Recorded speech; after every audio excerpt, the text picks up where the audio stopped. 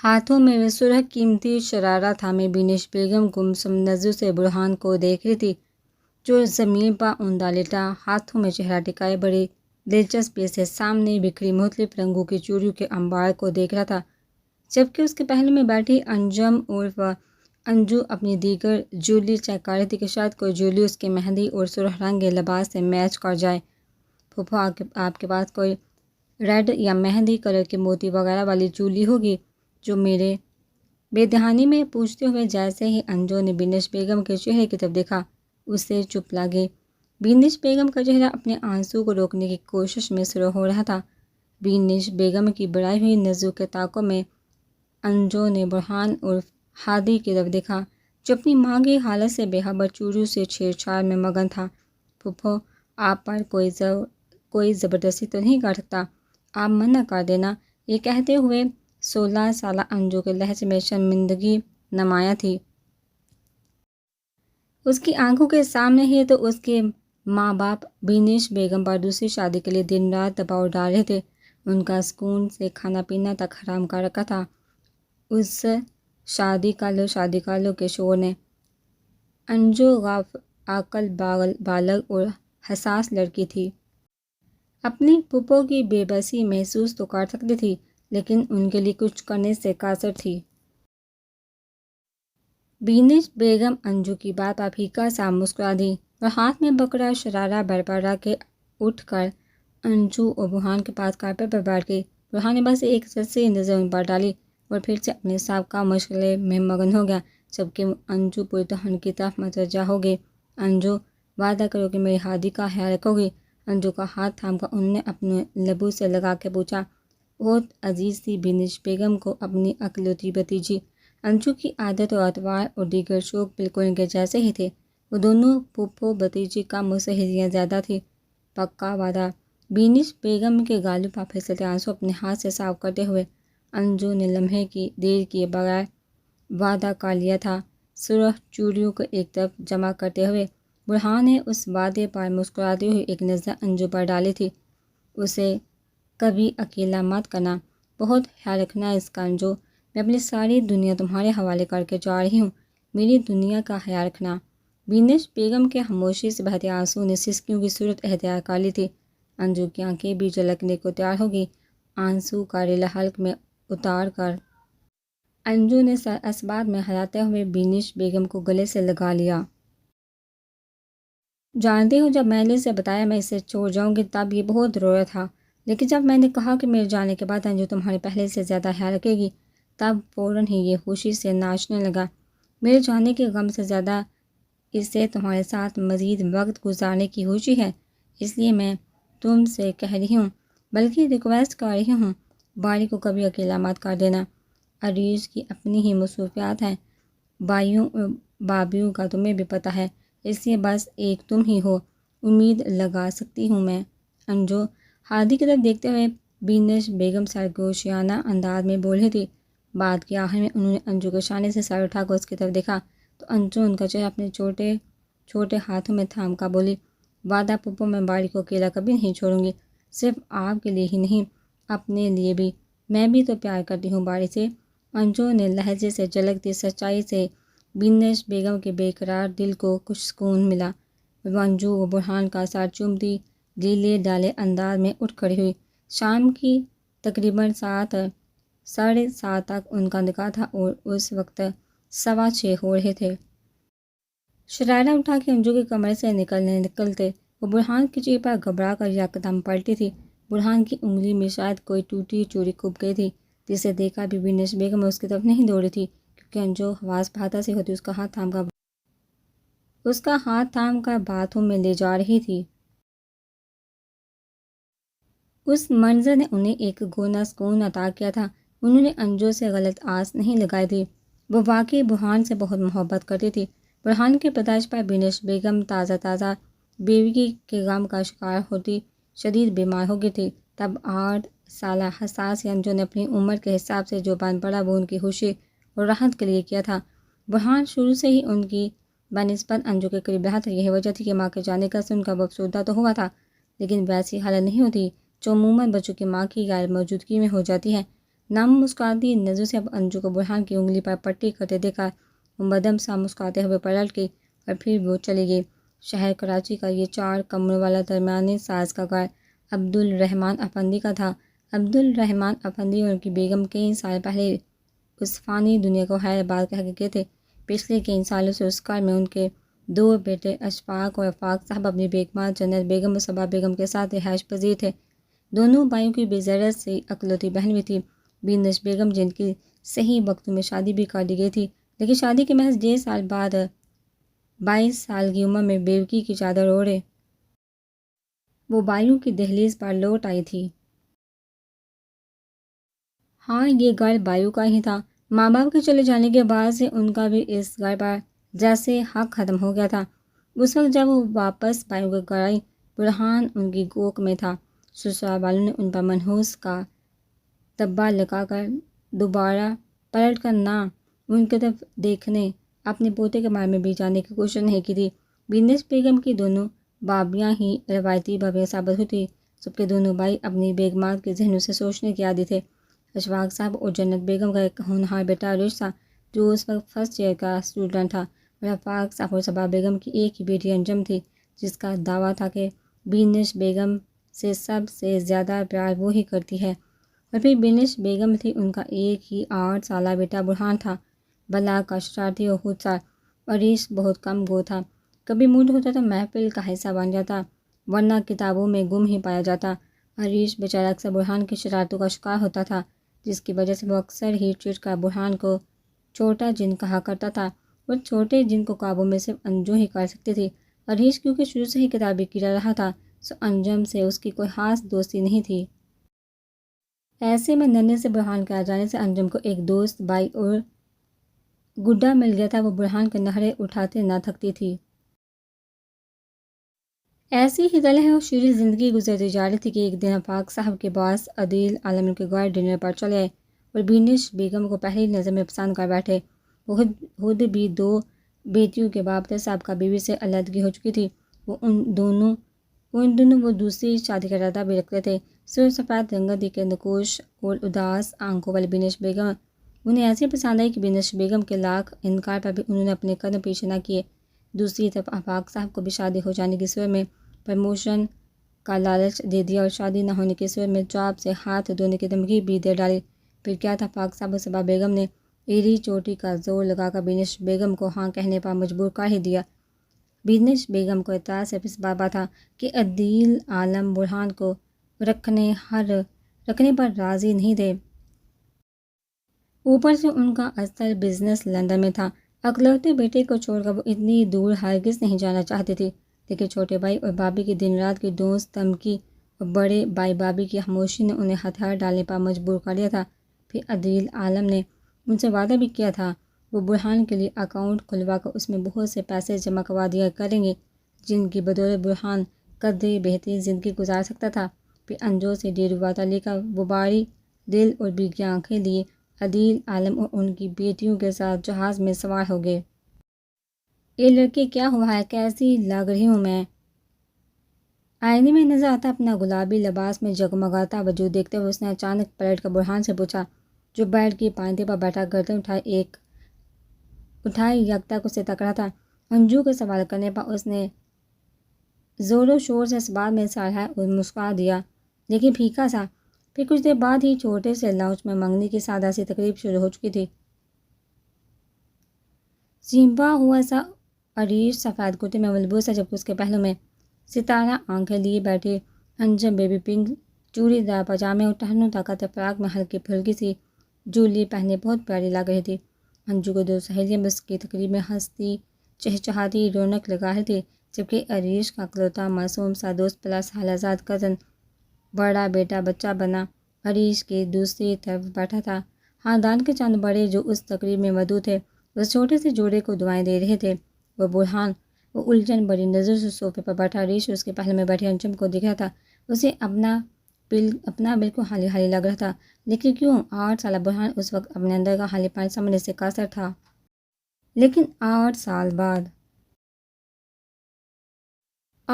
بعد گھر میں ہو رہی انجم اور عریش کی شادی کی تیاریاں دیکھتے ہوئے 16 سالہ برہان جان گیا تھا کہ کیوں اسے اپنا اندر حالی حالی لگ رہا تھا۔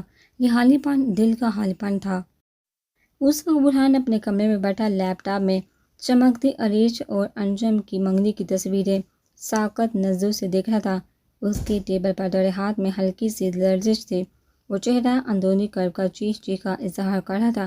اچانک یہ برہان کا ضبط ٹوٹا تھا اور اس نے لیپ ٹاپ پھینکنے کی نیت سے اٹھایا تھا کہ عین اسی وقت جانی پہچانی سی خوشبو اور کھنکتی ہوئی ہنسی اسے ساکت کر دیا تھا۔ پھر جلدی سے اس نے اپنے چہرے کے تاثرات پر کنٹرول کرتے ہوئے لیپ ٹاپ بند کر دیا اور کتاب کھولی۔ یہ سب اس نے لمحے میں کیا تھا۔ پیچھے کھڑی انجم نے کچھ حیرت سے اس کی یہ جلد بازی ملاحظہ کی تھی۔ کیا ہوا باری؟ لیپ ٹاپ میں کیا ہے؟ کیا چھپا رہے تھے؟ مشکوک لہجے میں پوچھتے ہوئے انجم نے لیپ ٹاپ اٹھانا چاہا لیکن اٹھا نہیں سکی کیونکہ برہان نے راستے میں ہی اس کا ہاتھ پکڑ لیا تھا۔ وہ انجم کے مرمری ہاتھ کا لمس اسے اپنے آپ میں کنفیوز کر گیا تھا۔ جلدی سے انجم کا ہاتھ چھوڑ کر وہ خود لیپ ٹاپ اٹھا کر رائٹنگ ٹیبل سے اٹھ کھڑا ہوا اور بغیر انجم کی طرف دیکھے بیڈ پر جا بیٹھا۔ انجم اس کے رویے پر دنگ رہ گئی تھی۔ کیا بات ہے باری؟ انجم نے اس کے سیاہ ہلکے گنگریالے بالوں والے سر پر ہاتھ رکھا۔ اس کا انداز مشفق تھا لیکن برہان نے طرف کا اس کا ہاتھ اپنے سر سے جھٹک دیا یوں جیسے وہ ہاتھ نہ ہو بچھو ہو۔ اس پر انجم کے چہرے پر واضح تشویش لہرائی تھی۔ وہ برہان کے سامنے ہی بیڈ پر بیٹھ گئی۔ باری تم کیا ہوا ہے تمہیں؟ میں نوٹ کر رہی ہوں کہ ان دنوں سے تمہارا رویہ بہت عجیب ہو رہا ہے اور پوچھنے کا وقت آپ کو اب ملا ہے۔ بینجے غسیلے لہجے میں پوچھا۔ وہ بیڈ پر سے اٹھ کھڑا ہوا۔ لیپ ٹاپ اب بھی اس کے ہاتھ میں تھا۔ باری تمہیں بھی پتہ ہے گھر میں کتنا ادھم مچا ہے، کتنے کام پڑے ہیں، اور جب شادی ہوئی نہیں ہے اور آپ مجھ سے اتنی دور ہو گئے ہیں، جب شادی ہو جائے گی تب تو آپ مجھے بالکل ہی بھول جائیں گے۔ نہ کریں آپ شادی۔ اچانک پلٹ کر وہ مٹھی بھینج کے بڑائی آواز میں بولا تھا۔ ارے اس لیے ناراض ہو؟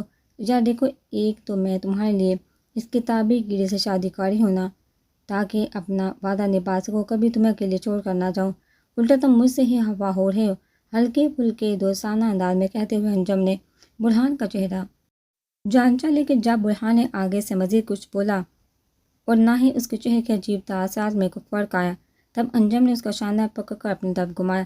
ایک بار پھر برہان نے اس کا ہاتھ بدتمیزی سے جھٹکا تھا لیکن اس بار انجم اگنور کر گئی۔ دیکھو باری شادی تو ایک دن سب کی ہونی ہے، بس یہ کچھ دنوں آپ میرے کمرے سے نکل جائیے۔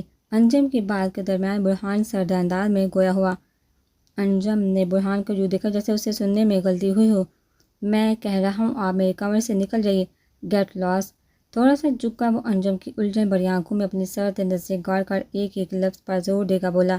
برہا نکل جائیے پلیز، چلی جائیے یہاں سے، دوبارہ میرے سامنے مت آئیے گا، سنائی نہیں دے رہا آپ کو؟ پلیز جائیے جائیے جائیے یہاں سے، جائیے۔ انجم کیا جاتی؟ وہ تو برہان کے اس انداز پر فریز ہو گئی تھی۔ برہان نے خود ہی چیخ کر کہتے ہوئے لیپ ٹاپ بیڈ پر پٹھا اور انجم کا ہاتھ پکڑ کر اسے اپنے کمرے سے باہر نکال کر دروازہ اس کے منہ پر بند کر دیا۔ دروازے کے باہر کھڑی انجم بے یقینی سے پھیلی نظر سے اپنے منہ پر بند دروازے کو دیکھ رہی تھی، جبکہ دروازے کے دوسری طرف برہان دروازے سے پشت ٹکائے ہاتھ پیر ڈھیلے چھوٹے چھوٹے بچے کی طرح ہچکیاں لے کر رو رہا تھا۔ اس کے رونے کی آواز باہر حیران پریشان کھڑی انجم کی پریشانی میں اور اضافہ کر گئی اور وہ دروازے پر دستک دیتے ہوئے برہان کو پکارنے لگی لیکن اندر روتے ہوئے برہان کے کانوں میں اس کی آواز چبھ رہی تھی۔ اپنے دونوں کان ڈھک کر برہان نے اپنی ٹانگیں سکڑ لی۔ اس کے رونے میں شدت آ گئی تھی۔ صبا بیگم شور سن کر تقریباً دوڑتی ہوئی اوپر پوشن میں آئی تھی جہاں ایک الگ ہی تماشا لگا ہوا تھا۔ انجم برہان کے کمرے کے باہر دستک دیتی اسے پکار رہی تھی جبکہ برہان کے کمرے سے سوائے برہان کے رونے کی کوئی اور آواز نہیں آ رہی تھی۔ یہ منظر اتنا حیرت انگیز نہیں تھا۔ برہان اور انجم کے درمیان یہ روٹنا منانا چلتا رہتا تھا۔ جس چیز نے صبا بیگم کو پریشان کیا تھا وہ تھا ان تین مہمان خواتین کا ایک دوسرے کو کوہنیاں مار کر انجم کی طرف اشارہ کرتے ہوئے کانا پوسی کرنا۔ صبا بیگم خون کے گھونٹ پیتے ہوئے انجم کا بازو تقریباً دبوچ کر اسے نچلے پوشن میں لے جانے لگی۔ انجم اس افطار پر ہڑبڑا گئی تھی۔ وہ بار بار مڑ کر برہان کے کمرے کے دروازے کی طرف دیکھ رہی تھی۔ امی کیا ہو گیا ہے؟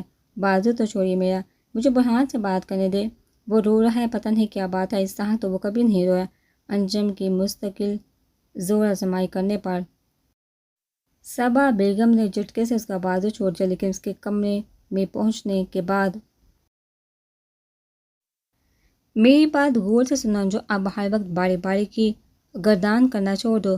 باری اب بچانا نہیں رہا جو تم جوس کے پیچھے دودھ کے گلاس لے کر بھاگتے ہو یا اسے منانے میں ہلکان ہوتی رہو۔ تم سے زیادہ وہ قد نکال رہا ہے۔ اس نے اب یہ سب اچھا نہیں لگتا۔ صبا بیگم اپنی جگہ ٹھیک ہی تھی، اکلوتی بیٹی کی شادی سیوار تھی، وہ الٹی سیدھی باتیں افواہیں برداشت نہیں کر سکتی تھی، لیکن انجم صبا بیگم کی باتوں پر ساکت رہ گئی تھی۔ بہت عجیب سا لگ رہا تھا اسے یہ سب سن کر۔ امی ایسی باتیں کیسے کر سکتی ہیں؟ باری کتنا بھی بڑا ہو جائے میرے لیے تو بچہ ہی رہے گا، اور آپ باری تمہارے لیے صرف بچہ ہے۔ یہ تم سمجھتی ہو، میں سمجھتی ہوں، باری بھی سمجھتا ہوگا، لیکن لوگ نہیں سمجھتے۔ لوگ سے وہی سمجھتے ہیں جو انہیں نظر آتا ہے۔ میں مزید اس بارے میں کچھ نہیں بولنا چاہتی، تم سمجھدار خود ہی بہتر سمجھ سکتی ہو۔ عریش بھی اب تک کزن ہے تمہارا، ہر وقت باری باری کرتے رہنا برداشت کر لیتا ہے، مگر شوہر بن کر اس کی مینٹالٹی خود ہی بدل جائے گی، اس لیے تم ابھی سے احتیاط کرنی شروع کر دو۔ میں ماں ہوں تمہاری انجم، تمہیں کچھ غلط کرنے کے لیے تو نہیں کہوں گی بیٹا۔ بات کے اختتام پر صبا بیگم کا لہجہ خود بہت نرم ہو گیا، وجہ انجم کی آنکھوں میں جمع ہوتا پانی تھا۔ انجم سخت حیران تھی، کیا یہ وقت بھی آنا تھا؟ وہ چھوٹا سا گڈا کیا واقعی اتنا بڑا ہو چکا تھا کہ لوگ اس کی ذات کو برہان سے منسوب کر کے الٹے سیدھے قصے کرے؟ صبا بیگم اسے مزید سمجھا بجھا کر اس کے کمرے سے نکل گئی تھی، لیکن انجم نے مزید کچھ بھی نہیں سنا تھا۔ وہ ابھی بھی شاک و عجیب سی شرمندگی کا شکار تھی۔ اگر باری ایسی کوئی الٹی سیدھی بات سن لے تو کتنا ہرٹ ہو، ہمارا رشتہ تو کتنا پاکیزہ سا ہے۔ لوگوں کا تو کام ہے باتیں کرنا، لیکن ایک پاکیزہ سے رشتے کو بدنام کرنے کا حق لوگوں کو کس نے دیا؟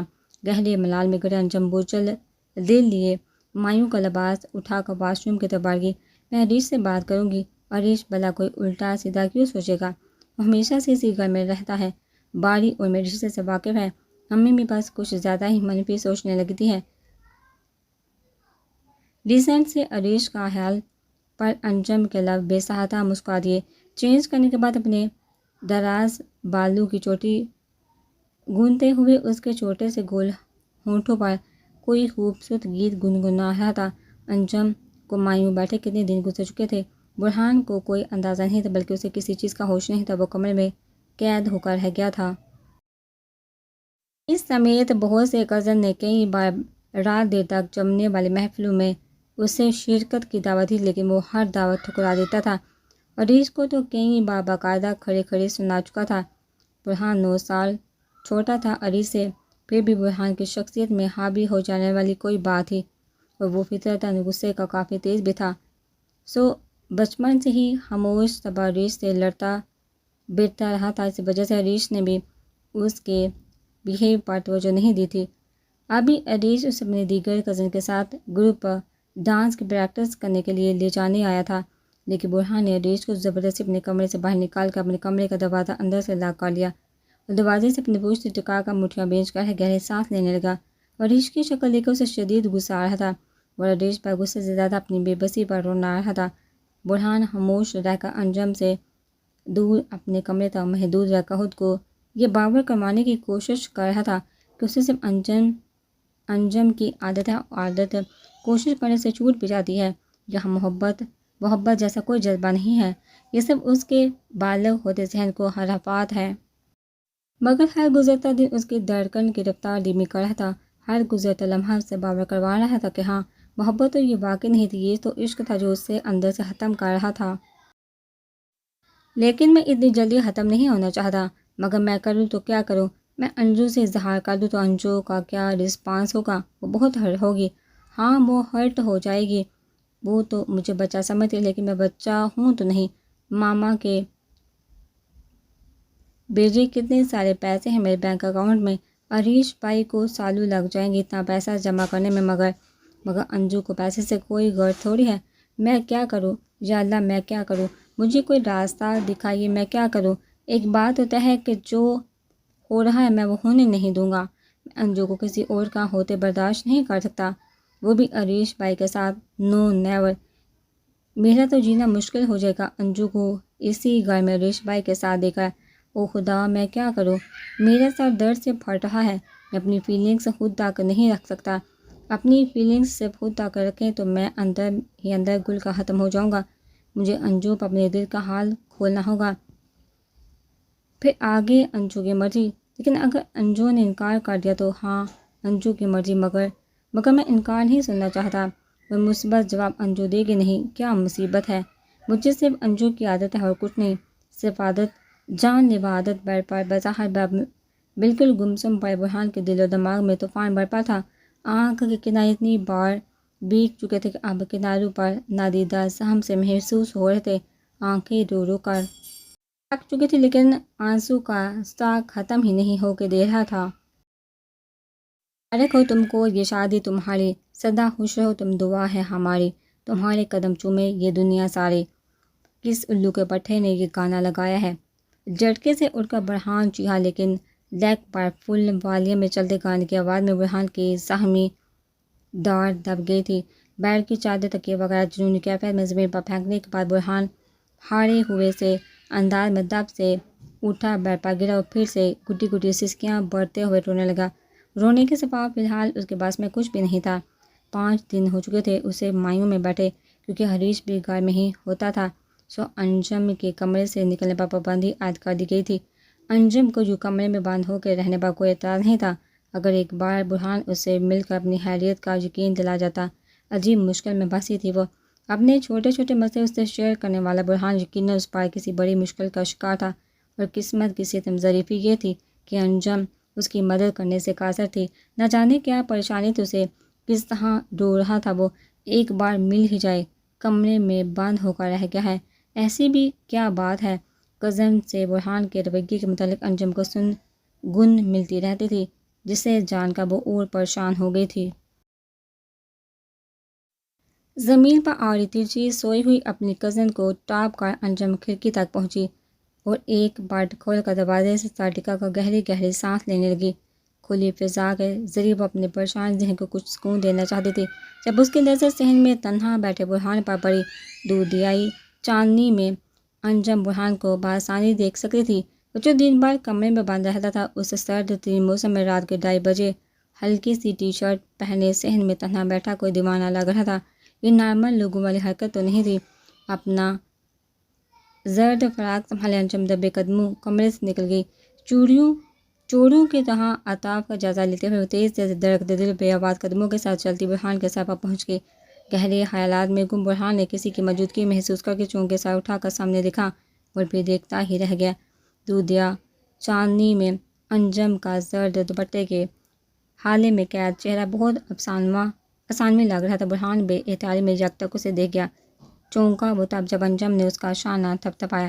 میں کیا پوچھ رہی ہوں باری، کیا بات ہے، کیوں پریشان ہو؟ تمہاری پریشانی مجھے بھی پریشان کر رہی ہے بچے، میری زندگی کا سب سے خوشگوار وقت ہے، لیکن میں خوش نہیں ہو پا رہی۔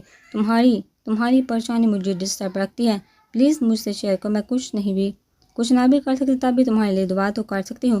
برہان کے الجھے بکھرے بالوں کو اپنی مہلوتی انگلیوں سے سنوارتے ہوئے انجم اسے اپنے ساتھ کا یقین دلا رہی تھی۔ جواب میں برہان کچھ بھی نہیں بولا تھا، بس پل بھر کے لیے بیچارگی سے مسکرا دیا تھا، جیسے کہہ رہا ہو جاننے کے بعد آپ اور زیادہ پریشان ہو جائیں گے، اس لیے انجان ہی رہے تو بہتر ہے۔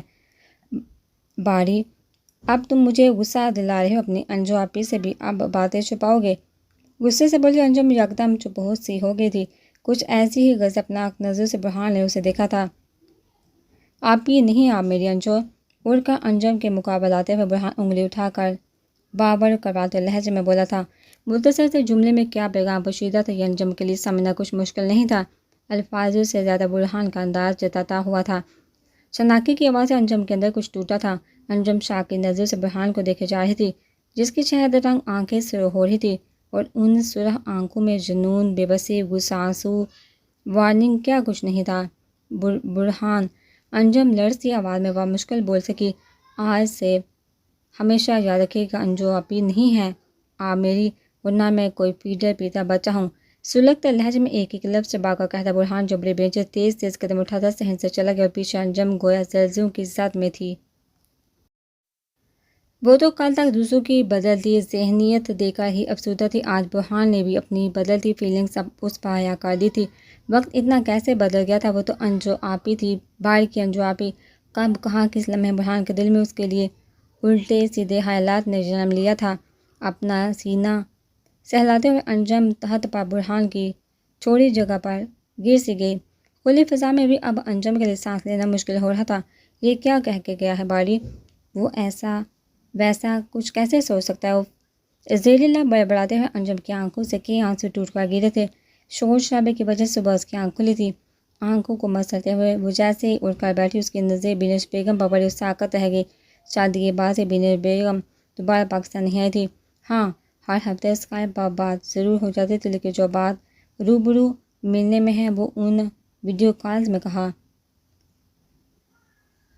2 دن پہلے ہی اس کی بینش بیگم سے فون پر بات ہوئی تھی۔ اس وقت بینش بیگم نے پاکستان آنے کا کوئی ارادہ ظاہر تو نہیں کیا تھا، لیکن آج اچانک پھپھو خوشی کی زیادتی سے انجم چیخ پڑی تھی اور پھر بیڈ سے اچھل کر تقریباً ان کی گود میں سوار ہو گئی تھی۔ کمرے میں موجود باقی لڑکیاں اور خواتین اس کے بچگانہ انداز پر ہنس پڑی تھیں۔ پھر بہت دیر تک بینش بیگم اور انجم ایک دوسرے سے چپکتی راز و نیاز کرتی تھی، جب کسی کے گلا کھنگالنے پر دونوں نے چونکا الگ ہوئی۔ ارے لو، میں سب کو بھول بھال گئی۔ انجو اس کے بارے میں سنتی تو رہتی ہوں، بچپن میں ملی بھی تھی۔ یہ علینا ہے، عالیہ کی شادی ہو گئی ہے وہیں تو وہ ساتھ نہیں آ سکی۔ بینش بیگم کے لہجے میں عدیل عالم کی بیٹیوں کے لیے کوئی سوتیلا پن نہیں تھا، ویسی ہی شفقت تھی جیسی انجم کے لیے ہوتی تھی۔ اور دوسری طرف علینا بھی تھوڑی ماڈرن لیکن فرینڈلی سی لڑکی تھی، لیکن اس کی آنکھوں میں عجیب سی اداسی تھی، جیسے وہ بہت روتی رہتی ہو۔ انجم کو علینا سے مل کر خوشی ہوئی تھی۔ اس وقت انجم برہان کا رات کو کیا گیا اظہار بالکل بھلائے بیٹھی تھی۔ جب کمرے کا دروازہ کھول کر اندر آتا برہان انجم کو رات کی قیامت خیز گھڑی یاد دلا گیا تھا۔ انجم کا چہرہ خود بخود سپاٹ ہو گیا تھا اور وہ اجنبی سی بن کر کارپیٹ کے ڈیزائن پر انگلی پھیرنے لگی، جبکہ در حقیقت انجم دل ہی دل میں دعا کر رہی تھی کہ ابھی برہان اسے اپنی باتوں کی معافی مانگے اور کہے کہ میں نے تو مذاق کیا تھا۔ لیکن برہان نے ایسا کچھ نہیں کہا تھا۔ وہ بھی انجم سے زیادہ سپاٹ چہرہ بنائے بینش بیگم کو جنت بیگم کا بلاوا پہنچا رہا تھا۔ بینش بیگم انجم کو ابھی آتی ہوں کا اشارہ دیتی کمرے سے نکل گئی، جبکہ برہان ایک گہری نظر انجم پر ڈالتا بینش بیگم کے پیچھے ہی نکل گیا۔ اس سے آج اپنے کمرے سے نکلنا ہی پڑا تھا۔ ایک وجہ تو بینش بیگم کی آمد تھی، جبکہ دوسری وجہ یہ تھی کہ وہ انجم کے تاثرات دیکھنا چاہتا تھا۔ شاید انجم کے چہرے پر اس کے اظہار نے کچھ رنگ بکھیرے ہوں، لیکن انجم تو بالکل بیگانی ہو گئی تھی۔ افسردہ سا برہان تھوڑی دیر سب کے درمیان رہنے کے بعد دوبارہ اپنے کمرے میں قید ہو گیا تھا۔ نیچے ہوتا شور شرابے خوشی کے شادیانے اس کی برداشت سے باہر ہو رہے تھے۔ اوندا لیٹا وہ حالی حالی نظروں سے موبائل میں چمکتی اپنی اور انجم کی تصویر دیکھ رہا تھا، جب دروازے پر ہلکے سے دستک دے کر بینش بیگم اندر داخل ہوئی۔ برہان نے ان کے آنے پر کوئی رسپانس نہیں دیا تھا، جیسے ان کی اچانک پاکستان آمد پر بھی نہیں دیا تھا۔ فون پر بھی اس کی باتیں بہت رسمی سی ہوتی تھی، جیسے دیار غیر میں مقیم کسی رشتہ دار سے لوگ کرتے ہیں۔ موسم کیسا ہے، ماحول کیسا ہے، بس بینش بیگم کو لگ رہا تھا وہ ان سے ناراض ہے، رب اسے منانا چاہتی تھی۔ بینش بیگم وہیں بیڈ پر اس کے پاس بیٹھ گئی۔ برہان نے موبائل اسکرین لاک کر کے موبائل سائیڈ رکھ دیا۔ وہ بینش بیگم کی طرف دیکھ نہیں رہا تھا، لیکن انہی کی طرف متوجہ تھا۔ باری ناراض ہو مجھ سے؟ میں اپنی قسمت سے ناراض ہوں ماما۔ ایسی بات کیوں کر رہے ہو تم باری؟ کیا ہوا ہے میرے بیٹے؟ برہان کے الفاظوں سے زیادہ وہ برہان کے لہجے نے بینش بیگم کو پریشان کیا تھا۔ ماما، مجھے اپنے ساتھ لے چلیے ماما، میں یہاں تو مر جاؤں گا، مجھے گھٹن ہو رہی ہے یہاں اس گھر میں، پلیز ماما انکل کو فورس کرے میرے لیے بات کرے ان سے، ماما پلیز۔ انکل کے بھیجے سارے پیسے ابھی بھی اکاؤنٹ میں ہیں، بالکل تھوڑے سے یوز کیے ہیں میں نے، مجھ سے کہیں وہ سارے پیسے واپس لے لے اور مجھے اپنے ساتھ لے جائے۔ میں وعدہ کرتا ہوں میں وہاں جا کر الگ ہو جاؤں گا، آپ لوگوں پر بوجھ نہیں بنوں گا، بس مجھے آپ لوگ اپنے ساتھ لے جائیے تاکہ میں چاہ کر بھی واپس اس گھر میں نہ آ سکوں۔ باری کیا ہوا ہے تمہیں؟ کسی سے جھگڑا ہوا ہے کیا؟ گھر میں کسی نے کچھ کہا ہے؟ بینش بیگم برہان کے جنونی انداز میں بولتے چلے جانے پر حواس بہتا ہو گئی تھی۔ برہان کا چہرہ اپنے ہاتھوں میں بڑھ کر انہوں نے پریشانی سے پوچھا تھا۔ جواباً برہان کے رونے میں شدت آ گئی تھی، اس کا کھلتا ہوا گندمی چہرہ سرخ ہو گیا تھا۔ انجو کی شادی ہو رہی ہے ماما، برہان بڑی آواز میں مشکل بولا۔ دت، اس لیے سہاں رو رہے ہو؟ ڈرا کر رکھ دیا مجھے۔ ارے باولے، وہ کہیں نہیں جا رہی، شادی کر کے یہی رہے گی ہمیشہ۔ بینش بیگم نے یوں کہا جیسے وہ اسے کوئی خوشخبری سنا ہی ہو۔ اسی لیے تو میں یہاں سے جانا چاہتا ہوں کیونکہ انجو شادی کر کے یہی رہے گی۔ میں انہیں عریش بھائی کے ساتھ برداشت نہیں کر سکتا ماما۔ ماما، انجو آپ کی بات کبھی نہیں ٹالتی، وہ آپ سے بہت پیار کرتی ہیں۔ آپ ان سے کہیں نا کہ وہ عریش بھائی سے شادی نہ کرے، ان سے کہیں وہ مجھ سے شادی کر لے، میں بہت محبت کرتا ہوں ان سے، پلیز انہیں روکیے نا۔ برہان آنسو سے تر چہرہ لیے بینش بیگم کے دونوں ہاتھ پکڑے بیڈ سے اتر کر ان کے قدموں میں بیٹھا ان کے منتیں کر رہا تھا، جبکہ بینش بیگم کی حالت انجم سے مختلف نہیں تھی۔ وہ لٹھے کی مانند سفید چہرہ لیے برہان کو دیکھے چلی جا رہی تھی۔ برہان کا انداز اتنا شدید تھا کہ وہ برہان کو جھٹلا بھی نہیں سکی۔ آپ کچھ بول کیوں نہیں رہی؟ بتائیے مجھے، بات کریں گی نا انجم سے؟ روک لیں گی نا شادی آپ؟ بباری، یہ کیسی باتیں کر رہے ہو؟ دماغ خراب ہے تمہارا؟ کتنی بڑی ہے وہ تم سے؟ 8 سال بڑے ہو تم، بچے ہو ابھی، ایسی باتیں سوچ بھی کیسے سکتے ہو؟ شرم نہیں ہے تمہیں؟ چھوٹا بھائی سمجھتی ہے انجم تمہیں، اور ان کے سمجھ سے کچھ نہیں ہوتا۔ میں نہ محرم تھا نہ محرم ہوں، اور 16 سال کا انسان بچہ نہیں ہوتا، آج کے دور میں تو بالکل بھی نہیں۔ جب انجو 16اللہ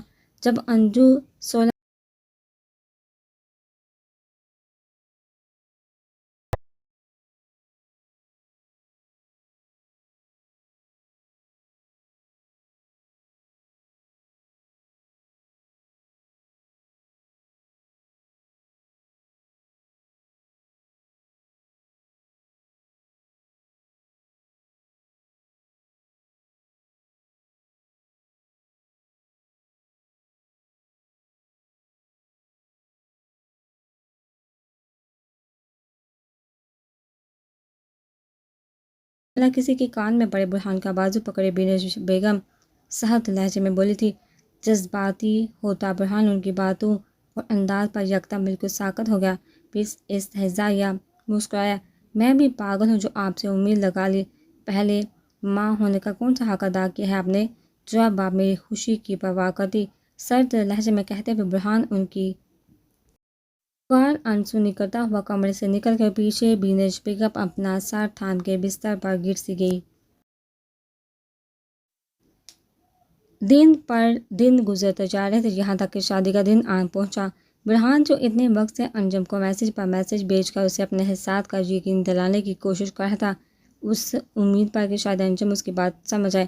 اب شادی کا دن سر پار پہنچ جانے کے بعد ایک آخری کوشش کے طور پر تنہائی ملتے ہی انجم کے روبرو ہوا تھا۔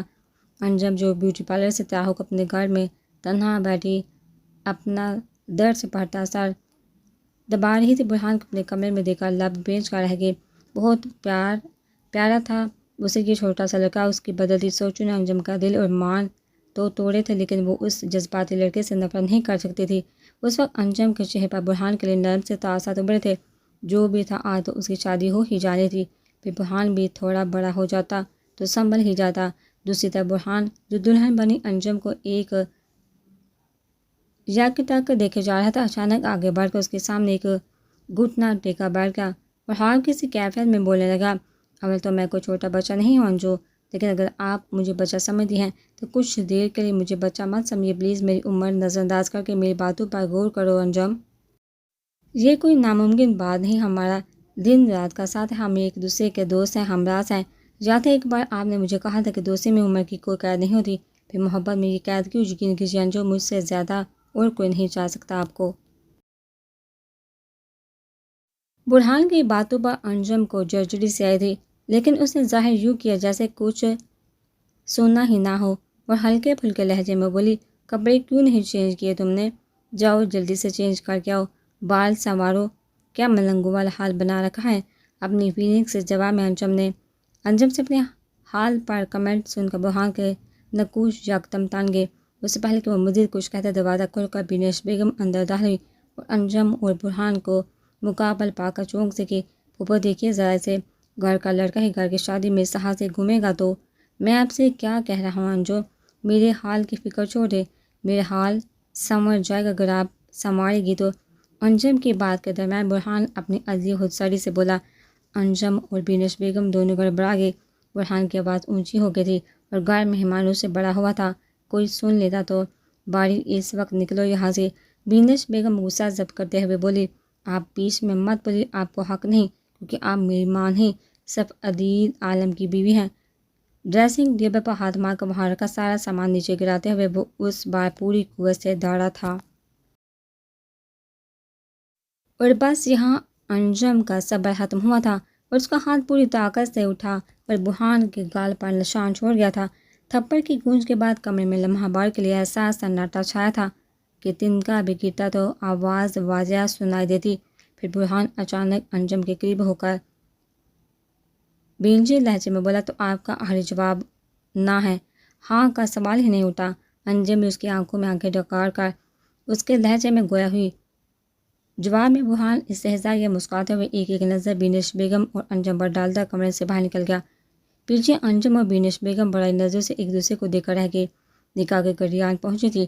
انجم کچھ دیر پہلے رونما ہونے والے خوشگوار واقعے کی وجہ سے اس وقت افسردہ سی بیٹھی تھی، جبکہ صحن میں بیٹھا عریش برہان کی غیر موجودگی کو شدت سے نوٹ کرتے ہوئے خود ہی برہان کو بلانے اس کے کمرے کی طرف دوڑا تھا۔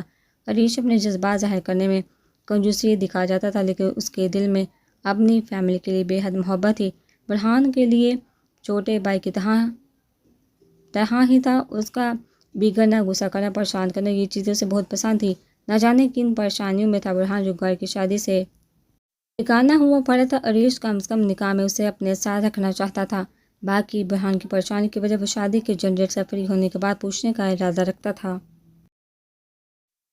ہنستا مسکراتا عریش جیسے ہی برہان کے کمرے میں داخل ہوا، اندھیرے نے اس کا استقبال کیا۔ بورڈ پر ہاتھ مار کر عریش نے ایک ساتھ کئی بٹن دبا ڈالے۔ کمرہ روشنیوں میں نہا گیا اور اندر کا منظر عریش کو ٹھٹکا گیا۔ اگلے ہی پل عریش برہان تک پہنچا تھا، جو بے ہوشی کے حال میں آدھا بیڈ پر اور آدھا زمین پر پڑا تھا۔ عریش کے ہاتھ پیر مزید پھول گئے تھے۔ برہان کے نزدیک پڑی نیند کی گولیوں کی خالی شیشی دے کر باری بیٹا آنکھیں کھولو پلیز، باری اٹھو، یہ کیا کر لیا ہے تم نے بیوقوف لڑکے؟ باری حواس بہاتا حال میں عریش اس کے گال تھپتھپاتے اسے اٹھانے لگا، جس سے ظاہر نہیں اٹھنا تھا۔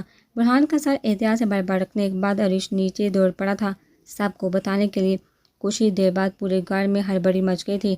برہان کی نیند کی گولیاں کھا کر سوئسائڈ کرنے کی خبر پر کئی مانحیس نظریں ٹکرائی تھی۔ کوئی افسوس کر رہا تھا، کوئی حیران ہو رہا تھا، کوئی چسکے لے رہا تھا تو کوئی نئی جنریشن کے جذباتی پان سے نالا بڑھ رہا تھا۔ جبکہ کمرے میں نکاح ہوا کی منتظر بیٹھی انجم کو یوں لگا جیسے کسی نے اس کے جسم سے روح کھینچ لی ہو۔ گھر کا ایک بیٹا زندگی موت کی کشمکش میں ہو اور دوسرا شادیانے بجا رہا ہو، یہ کہاں ممکن تھا؟ سو نکاح ٹل چکا تھا۔ عین نکاح کی گھڑی برہان کا یہ اقدام بہت سے لوگوں کو بہت کچھ سمجھا گیا تھا۔ لوگ تو پہلے شادی کی تیاریوں کے دوران برہان کے رویے کی وجہ سے چونک گئے تھے، اب شک کی کوئی گنجائش نہیں رہی تھی۔ گوسب بازار گرم ہو چکا تھا۔ کئی جانے والے جو دوسرے شہر سے آئے تھے اور گھر میں ہی ٹھہرے ہوئے تھے، ٹولیوں کی صورت میں بیٹھے اس معاملے پر بحث کرتے رہتے۔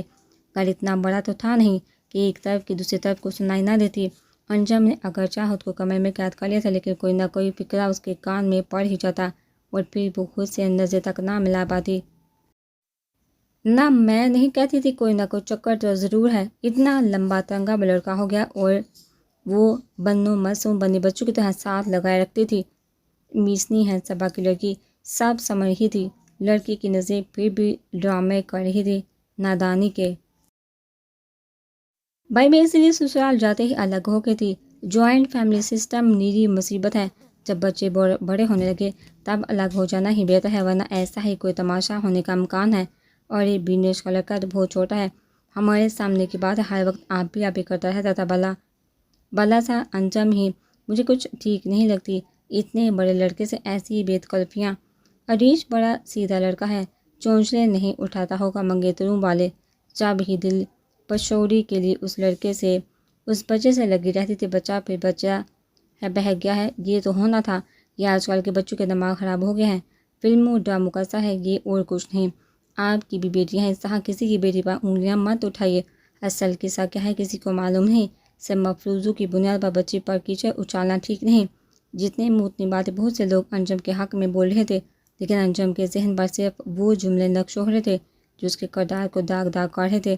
وہ جو شروع میں برہان کے اس اقدام پر مجرمانہ احساسات میں گئی، برہان کی زندگی کے لیے دعائیں مانگ رہی تھی، اب لوگوں کی باتیں سن کر برہان سے شدید نفرت محسوس کر رہی تھی۔ پھر اگلے دن برہان کی جان بچ جانے کی خوشخبری بھی آ گئی۔ اندر کے ہی انجم کے دل کو اس خبر سے سکون پہنچا تھا، لیکن بظاہر وہ اپنے احساسات خود ہی ماننے سے انکاری ہو رہی تھی۔ وہ جب اگلی شام برہان گھر لوٹ آیا، اس نے تب بھی ایک بار جا کر برہان کی حالت جاننے کی کوشش نہیں کی تھی، یہاں تک کہ اس کے کانوں سے برہان کے چیخنے چلانے کی آوازیں ٹکرانے لگی۔ آپ لوگوں نے اس بار مجھے بچا لی، لیکن بار بار تو نہیں بچا سکتے، قدرت بار بار مہربان نہیں ہوتی۔ آپ لوگ کیا سمجھ رہے ہیں میں ہار مان جاؤں گا؟ خوف زدہ ہو گیا میں موت سے؟ جی نہیں، میرا رہا سہا خوف بھی ختم ہو گیا ہے۔ میں پھر سے کوشش کروں گا مرنے کی، تب تک کرتا رہوں گا جب تک مر نہیں جاتا۔ بیک گراؤنڈ سے ٹیک لگائے برہان نے کہا، زیادہ سا چلا رہا تھا۔ بینش بیگم تو برہان کی وجہ سے کسی کے سامنے نظر اٹھانے کی قابل نہیں رہی تھی۔ وہ اس وقت بھی بیڈ کے کونے پر بیٹھی زمین پر کسی غیر مرئی نقطے کو گورے چاہ رہی تھی، اور باقی سب دنگ نظروں سے برہان کی ڈٹائی دیکھ رہے تھے۔ صبا بیگم ناگوار نظروں سے بینش بیگم کو گور رہی تھی، ان کے دل میں بہت پراس تھی، لیکن وہ نکال نہیں سکتی تھی۔ بینش بیگم کو یہ تانا دینے کے لیے ان کا دل مچل رہا تھا کہ پرورش کی اپنے بیٹی کی، لیکن وہ دینے سے قاصر تھی۔ بینش بیگم کی دوسری شادی کرانے میں سب سے زیادہ پیش تو وہی تھی، جتنا ذلیل کروا سکتے تھے کروا چکے ہو، اب اور کیا چاہتے ہو؟ کھل کر بتاؤ گے کہ کیا وجہ تھی اس انتہائی قدم کی؟ اشفاق صاحب نے سخت غصیلے لہجے میں پوچھا تھا۔ گھر میں مہمانوں کی بنائی گئی باتیں تو وہ بھی سن رہے تھے، لیکن سب کچھ برہان کے منہ سے جانے بغیر وہ گھر کے بچوں پر شک نہیں کرنا چاہتے تھے۔ سب کے سامنے اتنے واضح سوال پر پل بھر کے لیے برہان چپ سا ہو گیا، پھر ایک نظر بینش بیگم پر ڈال کے گویا ہوا، میں انجو سے شادی کرنا چاہتا ہوں۔ اس خواہش کا اظہار کرتے ہوئے برہان پہلے تھوڑا چمپا تھا، سب کی نظریں حیرت سے ابل پڑی، جبکہ بینش بیگم کا سر اور جھک گیا۔ اے لڑکی، کیا بکواس کی ہے تو نے؟ صبا بیگم برہان کو تھپڑ لگانے آگے بڑھی تھی، لیکن آفاق صاحب نے انہیں بازو سے پکڑ کر روک لیا۔ میں انجو سے شادی کرنا چاہتا ہوں، اس بار برہان بغیر کسی ہچکچاہٹ کے صبا بیگم کی آنکھوں میں آنکھیں ڈال کر بولا، پھر چہرہ سیدھا کر کے سب پر نظر ڈالتے ہوئے مزید گویا ہوا، اب انجو سے کہیں وہ ابھی مجھ سے نکاح کرے، پھر میں خود کو ان کے قابل ثابت کر کے دکھاؤں گا۔ اگر آج نکاح نہ ہوا تو آئی سویئر میں اس بار سوئسائڈ ایسی کوشش کروں گا کہ بچنے کا کوئی امکان نہیں رہ جائے گا۔ بار بار بینش بیگم نے تڑپ کا اپنا سر اٹھایا تھا، اکلوتی اولاد تھا وہ ان کے سامنے بیٹھ کر اتنی بے رحمانہ بات کیسے کر سکتا تھا وہ؟ میں نے رائے فرار اختیار کرنے کی بھی کوشش کی تھی، لیکن کہیں ان کے ہسبینڈ برا نہ مان جائے، انہوں نے انکار کر دیا تھا۔ برہان نے تنزیہ نظروں سے بینش بیگم کی آنکھوں میں جھانکتے ہوئے کہا، اب آگے آپ لوگوں کی مرضی، میری ماں تو مجھ سے الگ کر ہی دی، اب میری زندگی بھی چھیننا چاہتے ہیں تو جلدی بتا دے۔ دوسرے شہر میں بسنے والے رشتہ دار ابھی یہی موجود ہے، ہاتھ کے ہاتھ میرے جنازے شرکت کر کے چلے جائیں گے، ورنہ بعد میں پھر سے خرچہ کر کے آنا پڑے گا۔ اتنی دل دہلاتی باتیں برہان یوں کر رہا تھا جیسے موسم کے حال پر تبصرہ کر رہا ہو۔ کمرے میں موجود تمام لوگ سانس روکے اسے دیکھ رہے تھے۔ آفاق صاحب اندر ہی اندر کچھ نادم ہوئے تھے، شاید اگر وہ بینش بیگم کی شادی نہ کرواتے یا عدیل عالم کی منتیں ہی کر لیتی کہ وہ برہان کو رکھنے کے لیے راضی ہو جائیں، تو بینش بیگم برہان کی بہتر پرورش کر کے اسے وہ بننے سے روک دیتی جو وہ بن چکا تھا۔ دیکھو برہان، تمہارا مطالبہ بالکل فضول ہے، تم کتنا وقت لگاؤ گے خود کو انجو کے قابل ثابت کرنے کے لیے، اور انجو تب تک کیا کرے گی؟ میرا انتظار کریں گے؟ آفاق صاحب کی بات پر برہان کمال بے شرمی سے بولا تھا، اور اس لڑکی کا دماغ چل گیا ہے، میری مانو تو اسے پاگلخانے چھوڑاؤ اور عریش اور انجم کا نکاح کرواؤ۔ ہم کوئی کروڑ پتی تو نہیں، اتنا خرچہ ہو گیا، ساری تیاریوں میں یہ لاکھوں یوں ہی ضائع تو نہیں جانے دیں گے۔ صبا بیگم کینہ توز نظر سے برہان کو گھورتے ہوئے بولی، آپ لوگ ایسا کر کے دیکھیے چند ہزار خرچہ اور کر کے میرے جنازے کی بھی تیاریاں کر لیجیے گا پلیز۔ برہان دوڑا تھا، سارا اثر فلموں کا ہے، ڈائلاگ سنو ذرا اس چٹاک بار لڑکے کے۔ جنت بیگم چل کر بولی، پھر صبا بیگم کی طرف تنزیہ نظر سے دیکھتے ہوئے بولی، اتنی بڑی حرکت اس نے ایسے ہی تو نہیں کر لی، دوسری طرف سے کوئی اشارہ تو ملا ہوگا اسے۔ یہ انڈائریکٹ انجم کے کریکٹر پر حملہ تھا۔ اس سے پہلے صبا بیگم غصے میں انہیں کوئی جواب دیتی، برہان بولا، انجو اگر مجھے کوئی اشارہ دیتی تو میں اس حد تک نہ جاتا، انجو کو بیچ میں مت لائیے۔ اس کے یوں انجم کی سائڈ لینے پر جنت بیگم آبرو اچکا کر استحضائیہ مسکرائی، پھر سب نے ہی بہت دیر تک ڈانٹ ڈپٹ کے پیار محبت سے ہر طرح سے برہان کو سمجھانے کی کوشش کی، لیکن برہان اپنی ضد پر اڑا رہا۔ تب اشفاق صاحب طویل سانس ہار کر کے گویا ہوئے، اس لڑکے کا دماغ خراب ہو چکا ہے، یہ نہیں ماننے گا۔ صبا تم انجم کا تمام صورتحال کھل کے بتاؤ، اس سے اس کی مرضی پوچھو، اگر وہ ہاں کہتی ہے تو۔ یہ کیا کہہ رہے ہیں آپ اشفاق بھائی؟ انجم اگر اس مرنے مرانے کی دھمکی سے ڈر کر ہاں کر بھی دیتی ہے تب بھی یہ شادی کتنی بے جوڑ ہے، لوگ کیا کہیں گے، یہ لڑکا کب کس قابل ہوگا، تب تک انجم کیا میرے سینے پر مونگ ڈلتی رہے گی؟ کل کلام برہان صاحب اپنے بچپنے سے نکل جائیں اور اس رشتے کو نبھانے سے انکار کر دیں، پھر میری بیٹی تو رہ جائے گی۔ صبا بیگم کے خدشے رجا تھے، افاق صاحب اپنی بیوی کے خدشوں سے متفق نظر آ رہے تھے، جبکہ برہان معاملہ تھوڑا بہت اپنے حق میں ہوتا دیکھ کر جلدی سے بولا، آپ لوگ ایک بار ان سے بات کر کے دیکھیے، اور میں اس رشتے کو لے کر کتنا حساس ہوں یہ میں الفاظوں میں بتاؤں گا تو آپ لوگ نہیں سمجھیں گے، یہ بات آپ لوگوں کو وقت ہی سمجھائے گا، اور اگر تمہاری دھمکیاں بھی بے اثر رہی اور انجو نے انکار کر دیا تو۔ کب سے خاموش بیٹھی بینش بیگم نے ڈبڈبائی نظروں سے اپنے جوان ہوتے اوبرو بیٹے کو دیکھتے ہوئے خوب زدہ لہجے میں پوچھا، یہ عمر تو وہ ہوتی ہے جب انسان نئے نئے خواب سجاتا ہے، ان کی طبیعت پانے کی جستجو کرتا ہے، اس عمر میں ان کا اکلوتا بیٹا کیسا روگ لگا بیٹھا تھا۔ یہ صرف دھمکیاں نہیں، میں ایسا کروں گا ماما، برہان ایک ایک لفظ پر زور دے کر بولا۔ اسے لگ رہا تھا کہ اگر بینش بیگم اس کی دھمکیوں پر خوفزدہ ہو کر انجم کو فورس کریں گے تو انجم مان جائے گی۔ انجم بہت پیار کرتی تھی بینش بیگم سے اور بینش بیگم برہان سے۔ بینش بیگم نے برہان کی بے حسی پر وہ دو تین گہرے گہرے سانس بھر اپنا رونے کی وجہ سے بگڑتا تنفس بحال کیا اور جھٹکے سے اٹھ کر کمرے سے باہر نکل گئی۔ ان کا رخ انجم کے کمرے کی طرف تھا، نہ جانے بینش بیگم نے ایسا کیا کہا جو انجم نکاح کے لیے تیار ہو گئی تھی۔ لوگوں کی باتیں ایک بار پھر زور و شور سے شروع ہو چکی تھی، اپنے اندازے درست ثابت ہونے پر کچھ لوگ بڑے شوق خوش بھی نظر آ رہے تھے۔ نکاح کی سادہ سی کارروائی کے دوران انجم گویا ربوٹ بنی بیٹھی تھی۔ مشینی انداز میں نکاح کی کارروائی مکمل کر لینے کے بعد انجم نے بد لحاظی سے سب کو کمرے سے نکل جانے کا کہا تھا۔ اس کے کمرے میں ڈیرا ڈالے اسی کی ذات پر باتیں بناتی خواتین گال پیٹی ناک چڑھائے اس کے کمرے سے نکل گئی۔ جھکے کندھوں کے ساتھ بینش بیگم سب سے آخر میں کمرے سے نکل رہی تھی جب انجم نے انہیں پکارا، بینش بیگم کی بینش بیگم رکی تھی لیکن پلٹی نہیں تھی۔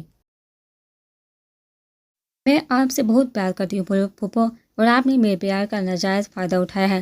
انجم کی آواز رونے کی وجہ کپ کپا رہی تھی، اس کے ذہن سے وہ منظر نہیں ہٹ رہا تھا جب بینش بیگم اس سے منتیں کرتے کرتے اچانک اس کے قدموں میں بیٹھی بولی تھی، وہ میرا ایک ہی بیٹا انجو اپنی جان کا دشمن ہو رہا ہے، اگر اس سے کچھ ہو گیا تو میں بھی مر جاؤں گی انجو، میرے کہیں ہاں کر دو۔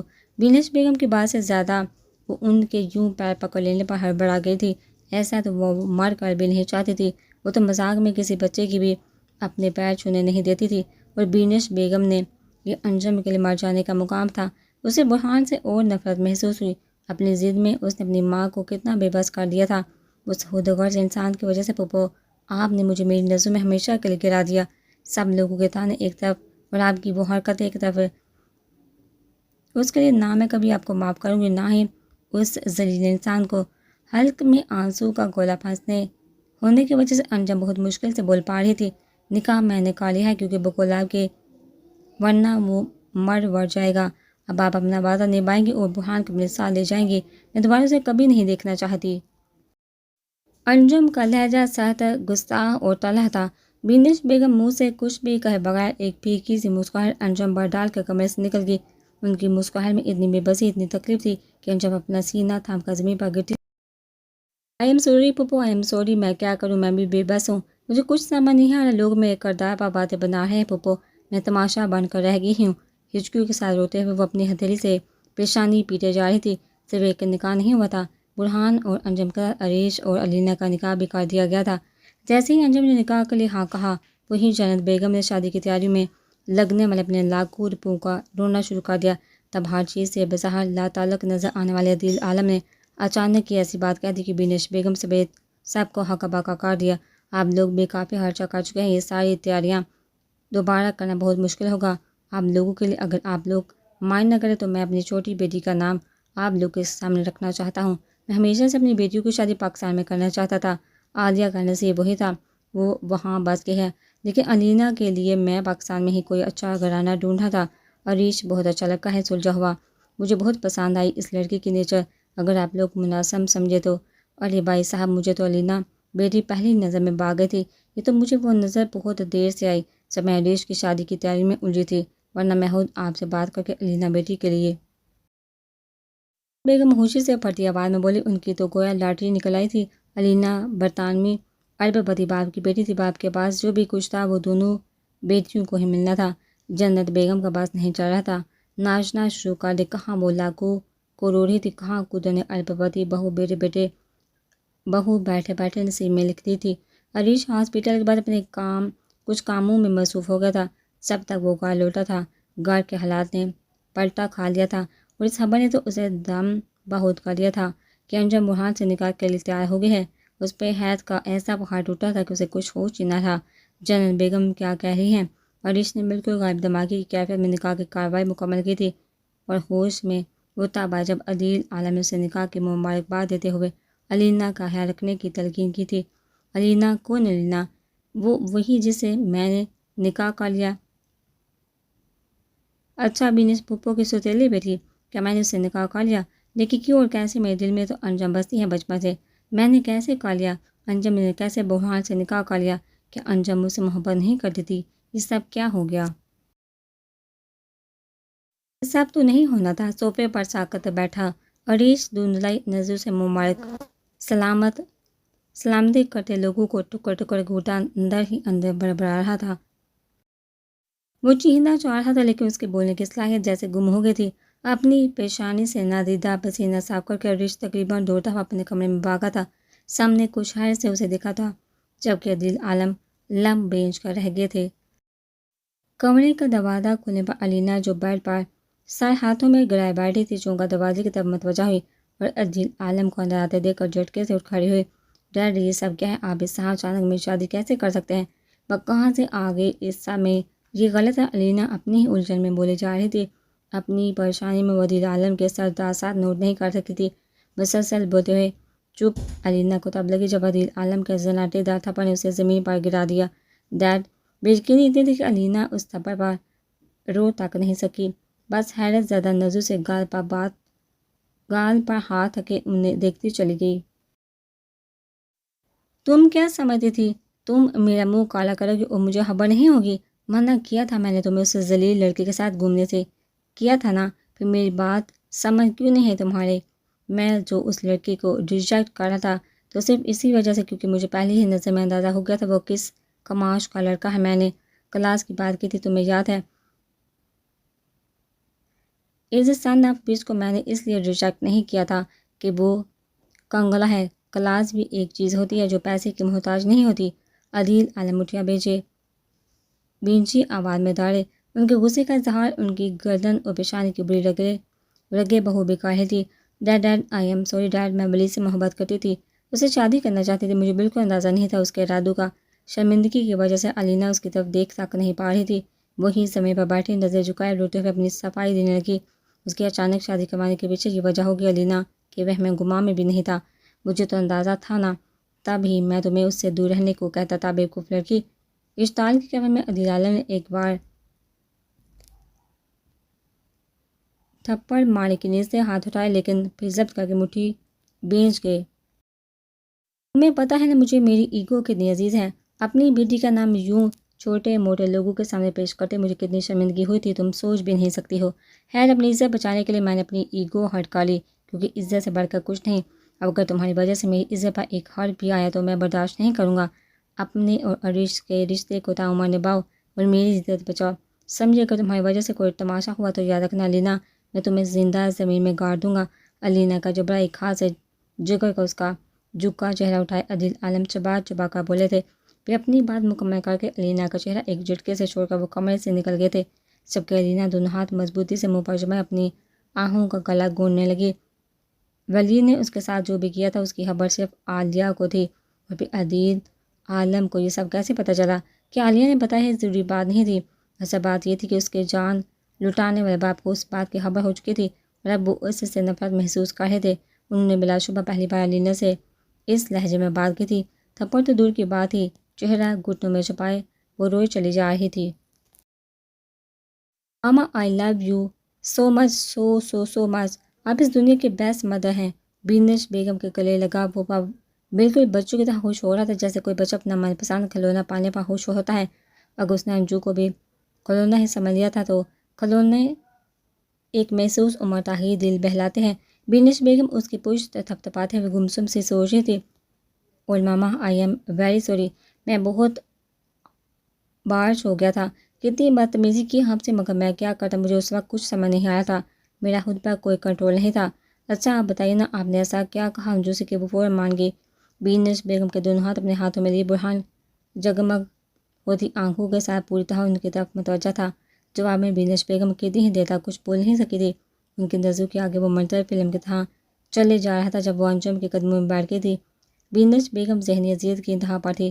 اس وقت برہان نے خودکشی کی کوشش کر کے انہیں سخت خوفزدہ کر دیا تھا۔ انہیں اندازہ تھا اس لمحے انجم پر گزرنے والی قیامت کا۔ قدموں میں انجم کے وہ بیٹھی تھی، لیکن اپنی نظروں میں خود انجم گر گئی تھی اس پل۔ ماما آپ چپ کیوں ہیں؟ بتائیے نا کیا کہا تھا آپ نے انجم سے؟ برہان جانے کے لیے بے قرار ہو رہا تھا۔ بس یہی وعدہ کیا کہ برہان خود کو تمہارے قابل ثابت کرے گا، ایسا بن کر لوٹے گا کہ تم چاہ کر بھی اسے ریجیکٹ نہیں کر سکو گی۔ پھیکی مسکراہٹ کے ساتھ کہتے ہوئے بینش بیگم بیٹھ سے اٹھنے لگی جب برہان نے ان کے ہاتھوں پر اپنے ہاتھوں کی گرفت مضبوط کرتے ہوئے انہیں واپس بیٹھنے پر مجبور کر دیا۔ کیا مطلب؟ ایسا بن کر لوٹوں گا سے کہاں سے لوٹوں گا میں؟ برہان کے بگڑ کے پوچھنے پر بینش بیگم نے بے ساہتا ہی ٹھنڈی سانس کھینچ کی۔ اب ایک امتحان انہیں اور سر کرنا تھا۔ برہان تم نے جو کچھ بھی کیا اس نے ہم سب کو بہت کچھ سوچنے پر مجبور کر دیا ہے۔ عدیل بھی تمہیں ساتھ انگلینڈ لے چلنے پر راضی ہو گئے ہیں۔ دیکھو وہاں تمہاری ترقی کرنے کے بہت سے زیادہ امکان ہیں، تم جتنے زیادہ کامیاب ہوگے اتنی جلدی انجم کے مان جانے کے امکان ہیں۔ فی الحال وہ بہت غصے میں ہے، اسے سنبھلنے کا کچھ وقت دو۔ محبت میں اتنی دوست تمکین نہیں چلتی، کچھ اسپیشل دینا ہی پڑتا ہے۔ ہر معاملے میں اپنی مرضی چلاؤ گے تو سب کے دل سے اتر جاؤ گے۔ میں جانتی ہوں، بلکہ پر یقین ہو کہ ابھی انجو غصے میں ہے، لیکن تم سے نفرت نہیں کرتی۔ میں بھی نہیں چاہتی وہ تم سے نفرت کرے۔ مجھے تم دونوں بہت عزیز ہو، میں تم دونوں کو ہی خوش دیکھنا چاہتی ہوں، کسی ایک کو نہیں۔ پلیز باری اب کوئی ضد مت کرنا۔ بات کے اختتام پر بینش بیگم اپنے ہاتھ برہان کے ہاتھوں سے نکال کر برہان کے ہاتھ منتی انداز میں تھام لیے تھے۔ برہان چپ سا رہ گیا تھا، اس کے تاثرات سے ظاہر تھا وہ اندر ہی اندر کو جنگ لڑ رہا تھا۔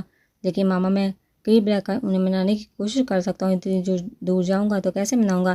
کبھی کبھی دوری ہی ہمیں کسی کے اپنے دل میں اہمیت احساس دلاتی ہے۔ جو چیز ہمارے پاس موجود ہو ہمیں اس کی کمی کیسے محسوس ہو سکتی ہے؟ بینش بیگم نظر سے اس کے بالوں میں انگلیاں چلاتے ہوئے بولی۔ اس بار جواب میں برہان کچھ نہ کہہ سکا، بس سر جھکائے غیر مرئی نکتے کو گھونے لگا۔ بینش بیگم نے تھوڑی دیر تک انتظار کیا کہ شاید برہان کچھ بولے، لیکن جب برہان خاموش ہی رہا تب اس کی خاموشی گمسم تاثرات کو رضامندی سمجھتے پرسکون سی ہو کر اس کی پیشانی چومتے ہوئے اس کے کمرے سے نکل گئی۔ اسے اپنے جذبات کا اظہار لفظوں سے کرنا نہیں آتا تھا، لیکن اس کا دل ہر وقت انجم کی باتیں کیا کرتا تھا۔ ہاں وہ ہر کتابوں میں گھسا رہتا تھا، سب کے نظر میں وہ کتابیں کیڑا تھا، مگر کوئی یہ نہیں جانتا تھا کہ وہ جو بھی کتاب پڑھ رہا ہوتا تھا اس کتاب میں کہیں انجم کی کھلکھلاتی ہوئی تصویر بھی موجود ہوا کرتی تھی۔ عریش کو لگتا تو محبت کا اظہار اتنا ضروری نہیں تھا، انجم اس کے دل میں بسی تھی اور ایک دن سب کی رضامندی سے اس کی زندگی میں بھی آ جانے والی تھی۔ سو عریش نے تمام اظہار صحیح وقت کے لیے سنبھال کر رکھے تھے، لیکن آج جب وہ صحیح وقت آتے آتے رہ گیا تب عریش کو احساس ہو رہا تھا کہ ایک بار کم سے کم ایک بار وہ انجم پر اپنے دل کا حل کھول لیتا تو یقیناً انجم برہان سے نکال نہ کر لیتی۔ آنکھوں سے بہتے آنسو کو صاف کر کے عریش نے اپنے پاس کی انجم کی چوتھی اور آخری تصویر بھی ٹکڑے ٹکڑے کر کے ڈسٹ بن میں پھینک دی تھی۔ اس کام سے فارغ ہو کر عریش کارپیٹ سے اٹھ کر ایک بار پھر صوفے پر جا بیٹھا۔ سامنے ہی جہازی صاحب بیڈ آدھے کمرے کو گھیرے ہوئے تھا۔ کمرے کی سجاوٹ جو کی تو تھی، لیکن سارے پھول کچھ مرجھا سے گئے تھے۔ کیوں نہ مرجھاتے؟ جس کی آمد کی خوشی میں وہ کھیلے جا رہے تھے وہ تو آئی ہی نہیں تھی۔ خالی نظروں سے بیڈ کو گھورتے ہوئے وہ بیڈ سے پھول وغیرہ ہٹانے کے لیے اٹھا ہی تھا کہ اس کے کمرے کا دروازہ کھول کر جنت بیگم اندر داخل ہوئی تھی۔ سر جھٹک کر ریش دروازے سے نظریں ہٹانے ہی والا تھا کہ جنت بیگم کے پیچھے چلی آتی علینا کو دیکھا وہ شاک رہ گیا۔ علینا کے اپنے کمرے میں آنے سے زیادہ وہ علینا کے حلیے پر شاک تھا۔ علینا نے وہی عروسی لباس سے تان کیا تھا جو انجم کے لیے لیا گیا تھا، جسے انجم کل پہن بھی چکی تھی۔ وہی تمام جولی وغیرہ بھی پہن رکھی تھی، البتہ برائڈل میک اپ نہیں کیا ہوا تھا۔ گھر میں شاید ہلکا پھلکا میک اپ کیا گیا تھا، جبکہ شولڈر کٹ بال شانوں پر بکھرے تھے۔ عریش اتنا حیران زدہ تھا کہ پوری طور پر کچھ بول بھی نہیں سکا۔ وہ آنکھیں پھاڑے جنت بیگم سمیت اور بھی 3-4 خواتین اور لڑکیوں کو علینا کو احتیاط سے اپنے بستر پر بٹھاتے دیکھتا رہا۔ کیا نکاح ہو گیا تھا، لیکن یہ سب کچھ زیادہ ہی جلدی ہو رہا تھا۔ اسے مینٹلی طور پر اس رشتے کو قبول کرنے کا وقت تک نہیں دیا گیا تھا۔ امی عریش کے حلق سے بامشکل آواز برآمد ہوئی تھی۔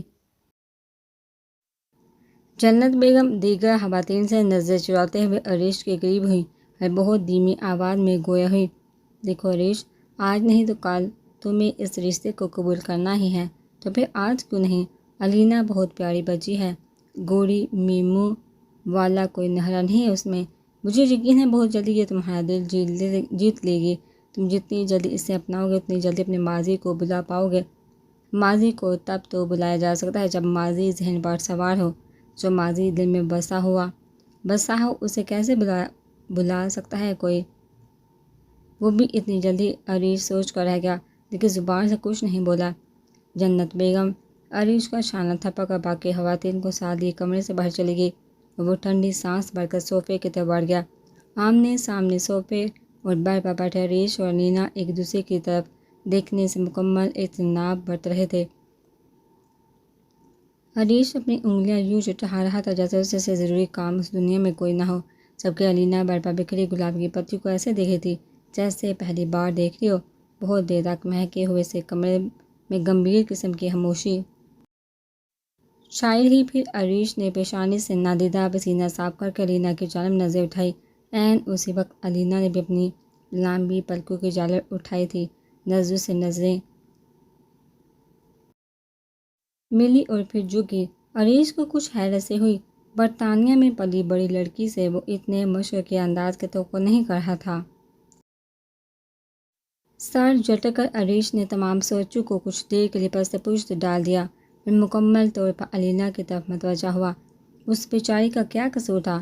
اسے کب تک یوں انتظار میں بٹھائے رکھتا؟ تم، کیا نام ہے تمہارا؟ آئی ایم سوری، میرے ذہن سے نکل گیا۔ عریش شاید اس صدی کا پہلا دلہا تھا جو اپنی دلہن کا نام بھولے بیٹھا تھا۔ علینا، لیکن مجھے پیار سے اینا کہتے ہیں۔ دوسری طرف علینا بھی شاید خود کو کافی حد تک سنبھال چکی تھی، لیکن خود کو پورے اعتماد ثابت کرنے کے چکر میں وہ کچھ اوور ہو گئی تھی۔ بھلا عریش کو کیا کہ اسے پیار سے کیا کہتے ہیں؟ عریش نے ایک پل کو علینا کی طرف آنکھیں پھاڑ کر دیکھا، پھر لبوں پر دراتے مسکراہٹ سمیٹتے ہوئے صوفے سے اٹھ کھڑا ہوا۔ اینا، تم جانتی ہو کہ ہماری شادی کن حالات میں ہوئی ہے؟ قدرت نے ہمارا جوڑا بنا رکھا ہے، ہمیں کیسے بھی کبھی بھی ملنا ہی تھا۔ میں یہ مانتا ہوں، لیکن میں مینٹلی طور پر بہت الجھا ہوا ہوں۔ پلیز ڈونٹ مائنڈ مجھے وقت دو۔ یقیناً تمہیں بھی کچھ وقت چاہیے ہوگا، میری طرح تمہارے لیے بھی یہ سب بالکل اچانک ہوگا، جی میں سمجھ رہی ہوں۔ علینا کا دل تو عریش کی بھاری آواز میں اینا سن کر ہی بے ہنگم انداز میں دھڑکنا شروع ہو گیا تھا۔ وہ خود ہی میں سمٹی چور نظر سے عریش کو دیکھتے ہوئے اتنا ہی کہہ سکی، اوکے، تو اب تم چینج کر کے آرام سے سو جاؤ، یہ بیگ شاید تمہارا ہی ہے۔ جنت بیگم کے ساتھ آئی ایک لڑکی سیاہ رنگ کا بڑا سا بیگ بھی کمر میں لائی تھی، جس کی طرف اشارہ کرتے ہوئے عریش نے پوچھا تھا۔ جواباً علینا نے اپنا سر اسباب میں ہلا دیا اور چھن چھن کرتی بیڈ سے اتر گئی۔ اب وہ اپنے بیگ سے نائٹ ڈریس نکال رہی تھی، جبکہ عریش ایک بار پھر صوفے پر بیٹھا آنکھوں پر بازو رکھ چکا تھا۔ نہ جانے یوں ہی بیٹھے بیٹھے اسے کتنی دیر گزر چکی تھی کہ کچھ گرنے کی آواز پر وہ چونکا سیدھا ہوا۔ علینا نے نیچے گرنے والا سامان سمیٹ کر واپس ڈریسنگ ٹیبل پر رکھا جو اس کا ہاتھ لگنے سے گر گیا تھا۔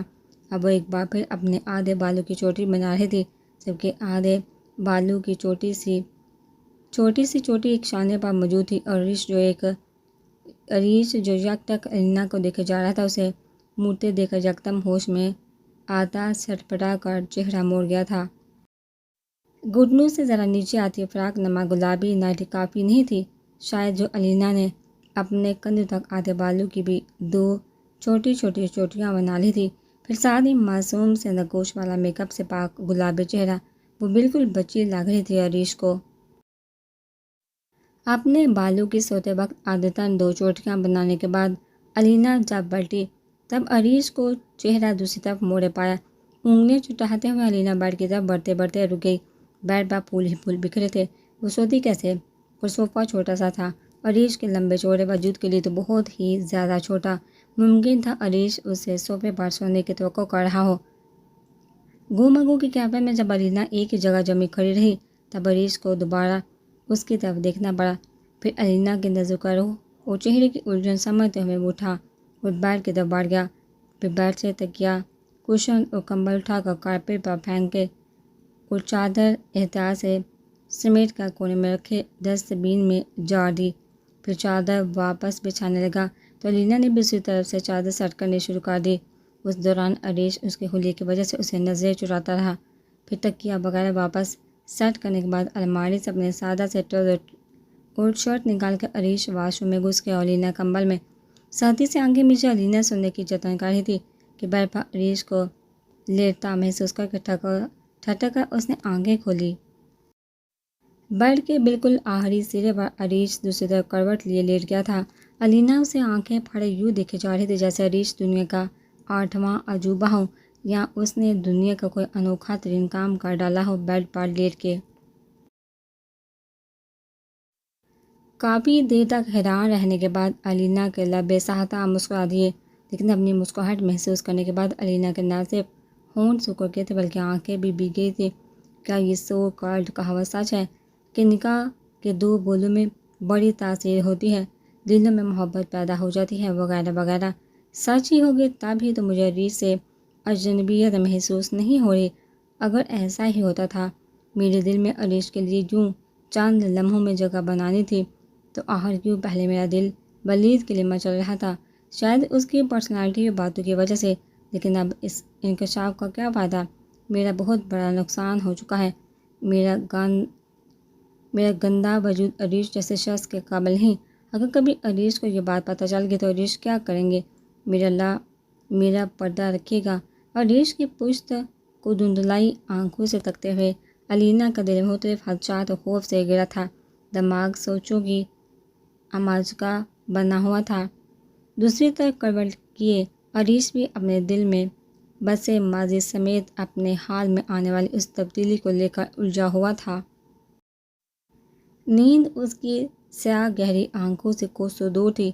بحران اور انجم کی طرح آج رات عریش اور علینا پر بھی نیند کی دیوی کے مہربان ہونے کے آثار نظر نہیں آ رہے تھے۔ انجم ہنوز کمرے میں قید تھی اور جب تک مہمان گھر میں ٹھہرے تھے اس کا کمرے میں ہی قید رہنے کا ارادہ تھا۔ دوسری طرف عریش اور علینا کے رات ہونے والے ولیمے کی تیاریاں عروج پر تھیں۔ برہان جو شادی کی تمام تقریبات میں اجنبیوں سے بھی بدتر سلوک روا رکھے ہوئے تھا، اس کی ولیمے کی تیاری میں پھرتیاں مثالی تھی۔ بہت بڑے بحران کا سامنا عریش سے بھی ہوا تھا، لیکن عریش نے غلطی سے پڑ جانے والی پہلی نظر کے بعد دوبارہ بحران کی طرف نہیں دیکھا تھا، اور عریش کی یہ بیگانگی بحران نے بہت زیادہ فیل کی تھی۔ یہ سچ تھا کہ عریش اور بحران کے درمیان کبھی بھی دوستی نہیں رہی تھی، لیکن عریش نے کبھی اسے صحیح اگنور بھی نہیں کیا تھا۔ بحران نے فیصلہ کر لیا تھا کہ وہ عریش کو بعد میں منائے گا ضرور، لیکن پھر ولیمہ بھی گزر گیا۔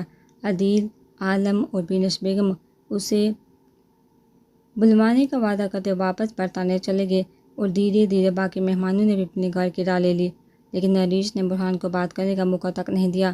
یہی کام انجم بھی کر رہی تھی۔ مہمانوں کے جانے کے بعد وہ کام کاج کی غرض سے کمرے سے باہر نکلنے لگی تھی، لیکن جیسے ہی نظر بحران پر پڑتی وہ پل بھر میں دوبارہ اپنے کمرے میں قید ہو جاتی۔ یوں ہی چھپتے چھپاتے روٹھے روٹھے سے دن پر دن گزرتے 1 مہینہ ہو گیا۔ برہان کو عدیل عالم کے اثر رسوخ کی وجہ سے جلد ہی برطانیہ کا بلاوا آ گیا اور اس خبر نے انجم کو اندر تک پرسکون کر لیا تھا۔ اپنے ہی گھر میں چھپ چھپ کر رہتے ہوئے وہ تھک گئی تھی۔ اگلی صبح برہان کو انگلینڈ کا سفر شروع کرنا تھا۔ آزاد وہ ہر روز عریش اور انجم سے بات کرنا چاہتا تھا، لیکن وہ کیا بات کرتا، کیسے شروع کرتا؟ ان سوچوں میں گھرا برہان لاؤنج میں گمسم بیٹھا تھا جب کسی کی موجودگی محسوس کر کے چونکا گردن موڑ کر دیکھنے لگا۔ انجم بھی جو اپنی ہی جونگ میں سر درد کی وجہ سے کچن میں چائے بنانے جا رہی تھی، برہان کو لاؤنج میں بیٹھے دیکھ کر ٹھٹر کر رکی اور پھر تیزی سے واپس کمرے کی طرف جانے لگی، لیکن برہان پھرتی سے اٹھ کر اس کا ہاتھ تھام کر روک چکا تھا۔ صرف ایک پل کی اس کی جرأت پر انجم کی آنکھوں میں حیرت نظر آئی، لیکن اگلے ہی پل اس نے دوسرے ہاتھ کا تھپڑ برہان کے چہرے پر سیدھ کر دیا تھا۔ برہان کا چہرہ سرخ ہو گیا تھا، نہ جانے غصے کی وجہ سے یا شرمندگی کی وجہ سے، لیکن وہ گہری سانس بھر کر ضبط کرتے ہوئے دھیمے لہجے میں گویا ہوا تھا، میں کل جا رہا ہوں انجو، پتہ نہیں کب تک واپسی ہو، میری خواہش ہے تمہاری واپسی کبھی نہ ہو۔ انجم دانت بر دانت جمائے سرد انداز میں گویا ہوئی، پہلے کچھ آپ کی خواہش کے مطابق ہوا ہے، جو اب ہوگا۔ برہان زیادہ دیر تک اپنی نیچر پر کنٹرول نہیں رکھ سکا اور تپانے والے مسکراہٹ لبوں پر سجا کے بولا، تم کبھی نہیں بدل سکتے پھپھو کی وجہ سے میں تمہاری ضدیں اور بدتمیزیاں برداشت کرتی رہی تھی، اب سوچتی ہوں تھپڑ لگانے چاہیے تھے مجھے تمہیں۔ غصے کی زیادتی سے ہولے ہولے لرزتے ہوئے انجم کا بس نہیں چل رہا تھا، جادو کی کوئی چھڑی گھمائے اور وقت واپس پیچھے موڑ دے۔ سبینش بیگم برہان کو اس کے حوالے کر کے گئی تھی اور وہ ننھے سے برہان پر محبتیں نچھاور کرنے کی جگہ ظلم کے پہاڑ توڑ کر برہان کے دل میں اپنے لیے نفرت بھر دے۔ مجھے تھپڑ لگانے سے آپ میرے معصوم دل میں اپنا خوف تو بٹھا سکتی ہیں، لیکن نفرت نہیں، محبت تو مجھے آپ سے ہونی ہی تھی، پھر چاہے میرا ہاتھ چھوڑو برہان۔ برہان کے فضول باتوں سے عاجز آتی انجم تڑہکا اس کی بات کاٹتے ہوئے بولی، پہلے یہ بتائیے آپ مجھے مس کریں گی؟ میں شکرانے کے نفل ادا کروں گی، میری زوجیت میں آنے کی خوشی میں۔ بہت ہی گھٹیا ہو تم، آپ کا ہی ہوں ایسا اچھا نہیں لگتا تو اپنی مرضی کا بنا دے۔ برہان کے برجستہ منحوس جملوں اور مضبوط گرفت نے انجم کو ایک بار اچھی طرح سمجھا دی تھی کہ 16 سال کا لڑکا واقعی بچہ نہیں ہوتا، انہیں واقعی بڑی غلطی کی تھی برہان کو بچہ سمجھ کر۔ برہان کے مضبوط ہاتھ سے اپنا ہاتھ نکالنے کی کوشش کرتے ہوئے انجم کا چہرہ ٹھنڈے موسم میں بھی پسینے سے تر ہو گیا تھا، جبکہ آنکھوں میں اپنے مان سمیت بہت کچھ ٹوٹ جانے کا غم نمی بن کر چمکنے لگا تھا۔ برہان نے انجم کی بڑی بڑی آنکھوں میں آنسو جلملاتے دیکھے تو نادم ہوتے ہوئے انجم کا ہاتھ چھوڑ دیا۔ انجم ہاتھ چھوڑ دینے پر بغیر اس کی طرف دیکھے اپنے کمرے میں جانے لگی، جب برہان کی پکار پر غیر ارادی طور پر رکی، لیکن پلٹی نہیں۔ پلیز انجم، میرے خطوط کا جواب ضرور دیجیے گا، مجھے پتہ ہے آپ کو خط لکھنا اور پڑھنا بہت پسند ہے، میں آپ کو خط بھیجا کروں گا۔ اور برہان پلیز جاؤ، احسان کرو میری ذات پر اور کبھی واپس نہ آنے کے لیے جاؤ، بلکہ میری طرف سے مر جاؤ۔ تم نے مجھے دنیا فیس کرنے کے قابل نہیں چھوڑا، میں تمہیں اپنا سب سے اچھا دوست سمجھتی تھی، لیکن تم میرے دشمن نکلے۔ مجھے زندگی میں کبھی کسی سے اتنی نفرت محسوس نہیں ہوئی جتنی تم سے، کبھی واپس مت آنا۔ انجم کے الفاظ زہریلے تھے، لیکن الفاظوں سے زیادہ زہر اس کے لہجے میں تھا، اور لہجے سے بھی زیادہ زہر انجم کی اس ایک نظر میں تھا جو وہ برہان پر ڈالتی اپنے کمرے میں چلی گئی تھی۔ برہان ساکن کھڑا انجم کے کمرے کے بند دروازے کو تکتا رہ گیا۔ اس وقت برہان کو یوں لگا کہ اس نے اپنی انجو کو پایا نہیں بلکہ کھو دیا ہے، شاید ہمیشہ کے لیے۔ برہان کی ایک بعد اور رات پھر آنکھوں میں کٹی تھی، گھر کی در و دیوار سے جڑی اپنی اور انجو کی یادوں کو وہ رات کے سناٹے میں چلتے پھرتے ہنستے کھلکھلاتے دیکھتا رہا، یہاں تک کہ اس کے جانے کی گھڑی آ گئی۔ آفس کے لیے نکلتے عریش نے بس ایک اچھتی نظر بیگ تھامے کھڑے برہان پر ڈالی، پھر بغیر کچھ کہے آگے بڑھ گیا۔ عریش کی اس اچھتی نظر میں اتنی اجمیت تھی کہ برہان اسے گلے ملنے کی خواہش دل میں ہی دبا گیا۔ ٹیکسی میں بیٹھنے تک برہان کی آس قائم رہی کہ شاید ابھی انجم اسے الوداع کہنے آ جائے، لیکن انجم کو نہ آنا تھا اور نہ وہ آئی۔ بڑائی نزدیں اور باری دل لیے وہ اپنی سیٹ پر سیدھا ہو کر بیٹھ گیا۔ ڈرائیور کے پہلو میں بیٹھے آفاق صاحب وہ برہان کے برابر میں جگہ سنبھالے اشفاق صاحب نے افسوس بڑی نظر برہان پر ڈال کر ایک دوسرے کی طرف دیکھا۔ افسوس سے سر ہلا کر رہ گئے۔ کہہ کر کے وہ بے حال ہو چکی تھی۔ منہ ٹاول سے صاف کر کے جب وہ نڈھال سی واش روم سے باہر آئی تو جنت بیگم کو کمرے میں ادھر ادھر چکراتے پایا۔ علینا کو واش روم سے باہر آتے دیکھا۔ وہ تیزی سے علینا کی طرف بڑھی اور اس کا چہرہ ہاتھوں میں بڑھ کر چٹا چٹ چوم ڈالا۔ علینا ہڑبڑا کر رہ گئی تھی لیکن کچھ بول نہیں سکی تھی۔ میں بہت دنوں سے تمہاری طبیعت نوٹ کر رہی ہوں علینا، میرا تجربہ کہتا ہے کوئی خوشی کی بات ہے۔ چلو بیٹا چل کر ڈاکٹر کو دکھاتے ہیں، ایک بار کنفرم کر لیتے ہیں۔ کیا کنفرم کر لیتے ہیں؟ علینا کا رنگ اڑ گیا تھا۔ جنت بیگم کی بات سن کر اپنے اندر آنے والی تبدیلی کا احساس اسے بھی ہو رہا تھا۔ یہی کہ شاید تم ماں بننے والی ہو، جنت بیگم نے اس کی تھوڑی چکا پیار سے کہا۔ پھر ڈاکٹر کے پاس چلنے کا قیدی کمرے سے باہر نکل گئی۔ ان کے انداز میں بڑی ترنگ تھی، جبکہ علینا اپنے منہ پر ہاتھ رکھے خوفزدہ سی دیوار سے پشت ٹکا کر کھڑی ہو گئی۔ جس بات کا اسے خوف تھا وہی ہوئی آخر۔ صبا بیگم اور انجم لاؤنج میں بیٹھی چائے پی رہی تھی جب خوشی سے تقریباً اچھلتے ہوئے جنت بیگم اندر داخل ہوئی اور باری باری صبا بیگم اور انجم کو بینچ کا گلے سے لگا لیا۔ ان کے ہر انداز سے ان کی بے پناہ خوشی جھلک رہی تھی۔ سب کے مرے مرے قدموں سے اندر داخل ہوتی علینا کے چہرے پر زمانوں کی تھکن تھی۔ کیا بات ہے جنت بھابھی، بڑی خوش نظر آ رہی ہیں، کہاں گئی تھی علینا کو لے کر؟ صبا بیگم نے مصنوعی مسکراہٹ لبوں پر سجا کر پوچھا۔ مجھے میری زندگی کی سب سے بڑی خوشی مل گئی ہے صبا، اپنی انجم پھوپھو بننے والی ہے۔ جنت بیگم نے خاموش کھڑی انجم کو بے وجہ گھسیٹنا ضروری سمجھا۔ انجم اس خوشی کے موقع پر بھی ان کے پتی آگ لگاتے انداز پر افسوس سے سر ہلا کر رہ گئی۔ ہاں، وہ اپنی زندگی کی الجھنوں کی وجہ سے ہنسنا بولنا گلنا ملنا چھوڑ چکی تھی، لیکن اس کا مطلب یہ نہیں تھا کہ اس کے دل میں عریش کے لیے کوئی خاص جذبہ یا لینا کے لیے کوئی جالسی تھی۔ سالوں چلنے والی منگنی کی وجہ سے جو تھوڑے بہت جذبات عریش کے لیے دل میں پال رہے تھے وہ اس ایک مہینے میں دم توڑ چکے تھے۔ اچھا، ارے واہ، بہت مبارک ہو آپ کو بھابھی، تمہیں بھی بہت مبارک ہو علینا بیٹا۔ چہرے پر جبری مسکراہٹ سجائے صبا بیگم نے مجرموں کی طرح سر جھکائے کھڑے علینا کے سر پر ہاتھ پھیرا، پھر چائے لانے کا بہانہ کرتی پیر پٹکتے ہوئے کچن کی طرف بڑھ گئی۔ گہری سانس بھر کر انجم جنت بیگم کے مذاق اڑاتی نظروں کو اگنور کرتے ہوئے علینا کی طرف بڑھ گئی۔ بہت مبارک ہو علینا، اب تمہیں اپنا بہت سارا خیال رکھنا ہے، اوکے؟ انجم کے نرم سے سہلانے پر علینا کا دل بڑھ آیا۔ علینا کا دل شدت سے چاہا کہ انجم کے گلے لگ کر ڈاڑے مار مار کر رونا شروع کر دے، لیکن علینا ایسا صرف سوچ ہی سکتی تھی۔ پھیکا سا مسکراتے ہوئے وہ جنت بیگم کے کہنے پر اپنے کمرے کی طرف بڑھ گئی۔ تب انجم نے بھی جنت بیگم کی بے وجہ طنز کرتی نظر سے بیزار ہو کر اپنے کمرے میں جانے میں ہی عافیت جانی۔ عریش پھٹی پھٹی نظروں سے جنت بیگم کو دیکھا جا رہا تھا، جو خوشی خوشی سے علینا کی پریگنینسی کی خبر سنا رہی تھی۔ اپنی خوشی میں وہ عریش کے چہرے کے تاثر پر دھیان نہیں دے سکی تھی۔ سچ کہوں تو مجھے تیری طرف سے اتنی جلدی خوشخبری ملنے کی امید نہیں تھی، لیکن اللہ نے میری دعا قبول کر لی ہے۔ اللہ تم دونوں کی جوڑی سلامت رکھے، آمین۔ ہائے، ایسی گدگدی ہو رہی ہے مجھے، یہ سوچ کر میں دادی بننے والی ہوں۔ ہاں ہاں ہاں، بھائی اب صحیح والی بری ہو گئی ہوں میں۔ عریش کے بالوں میں انگلیاں چلاتے ہوئے جنت بیگم اس پر اپنی فیلنگز اشکار کر رہی تھی، یہ جانے بغیر کہ وہ کچھ سن بھی رہا ہے یا نہیں۔ بہت دیر تک خالی الذہنی کی کیفیت میں بیٹھے ہوئے رہنے کے بعد اچانک ہی وہ اٹھ کھڑا ہوا تو جنت بیگم نے ٹھٹک کر اسے دیکھا اور پریشانی سے پوچھنے لگی، کیا ہوا؟ میں علینا سے مل آؤں؟ بمشکل اپنا سخت لہجہ نارمل کر کے کہتے ہوئے جنت بیگم کے جواب کا انتظار کیے بغیر ان کے کمرے سے نکل گیا۔ زمین پر دمک پیدا کرتا وہ غصے میں مٹھیاں بھیجے کمرے میں داخل ہوا اور دروازہ لا کر کے روتے روتے سو جانے والی علینا کو جھنجھوڑ کر جگایا۔ زلزلہ آ گیا ہو؟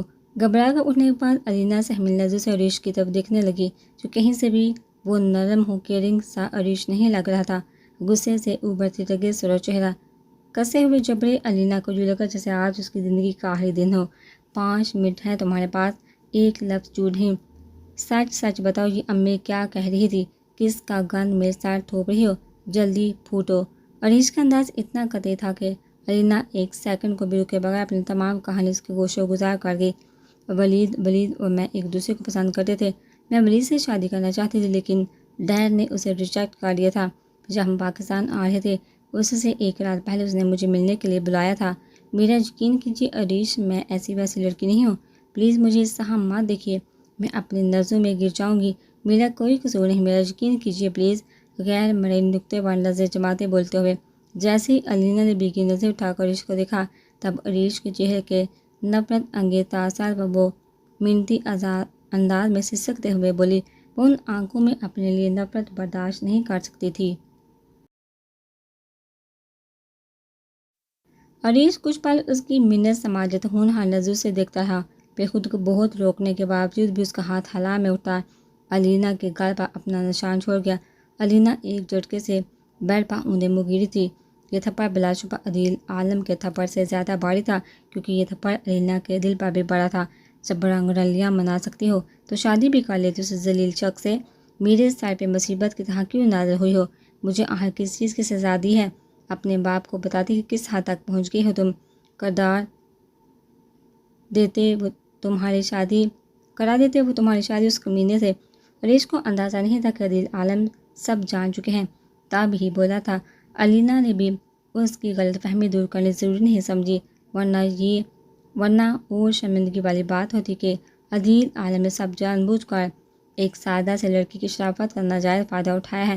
دیکھو علینا، ابھی بھی کچھ بگڑا نہیں، پلیز میرا ضبط مت آزماؤ، میرا ضرف اتنا بڑا نہیں، اپنے باپ کو سب کچھ بتاؤ، طلاق لو اور چلے جاؤ میری زندگی سے۔ بینچی آواز میں کہتے کہتے آخر میں عریش کی آواز بہت اونچی ہوگی۔ علینا تیزی سے اٹھی اور عریش کے منہ پر اپنا چھوٹا سا ہاتھ دھر دیا۔ پلیز عریش، کوئی سن لے گا، پلیز مجھے رسوا مت کرے، آپ تو میرا لباس ہے نا، میری کوتاہیوں کی پردہ پوشی کرنے والے، تو تم مانتی ہو کہ کوتاہی تم سے ہوئی تھی۔ علینا اور بھی کچھ کہنا چاہتی تھی، لیکن عریش اس کا ہاتھ جھٹک کر حلق کے بل چیخا تھا۔ علینا کا رنگ لٹھے کی مانند سفید ہو گیا۔ علینا اس وقت ہاتھ پیر چھوڑ اونچی آواز میں رونا چاہ رہی تھی، لیکن یہ رونے یا سکتے میں جانے کا وقت نہیں تھا۔ اسے عدیل عالم کی عزت اپنا اور عریش کا رشتہ بچانا تھا ہر صورت۔ عریش، میں کبھی آپ سے کسی چیز کا شکوہ نہیں کروں گی، کبھی کچھ نہیں مانگوں گی، جس حال میں رکھیں گے رہوں گی، پلیز مجھ سے اپنا نام مت چھینیے، مجھے رسوا مت کرے پلیز عریش، پلیز۔ علینا نے پہلے اپنے ہاتھ عریش کے سامنے جوڑے، پھر اپنی پیشانی اپنے بندے ہاتھوں پر ٹکائی اور عریش کے قدموں میں بیٹھتی چلے گی۔ اس کی ٹانگوں میں ہمت نہیں رہی تھی اس کا بوجھ سہانے کی۔ مجھے میری حدود پتہ ہے عریش، میرا قصور صرف اتنا ہے کہ میں ولید کی باتوں میں آ گئی اور اس پر اعتبار کرنے لگی۔ میں بدکردار نہیں ہوں تو کسی نامحرم کے بلانے پر رات کو اس سے ملنے کیسے جا سکتی ہو تم؟ ایڈیٹ، 18 سال کی لڑکی ہو تم، کو نادان بچی تو ہو نہیں، ہاتھ مت لگاؤ مجھے۔ علینا نے زمین پر بیٹھے بیٹھے بے اختیار میں عریش کا ہاتھ تھام لیا، جسے عریش نے فوراً جھٹک دیا تھا۔ عریش کا انداز کراہت آمیز تھا۔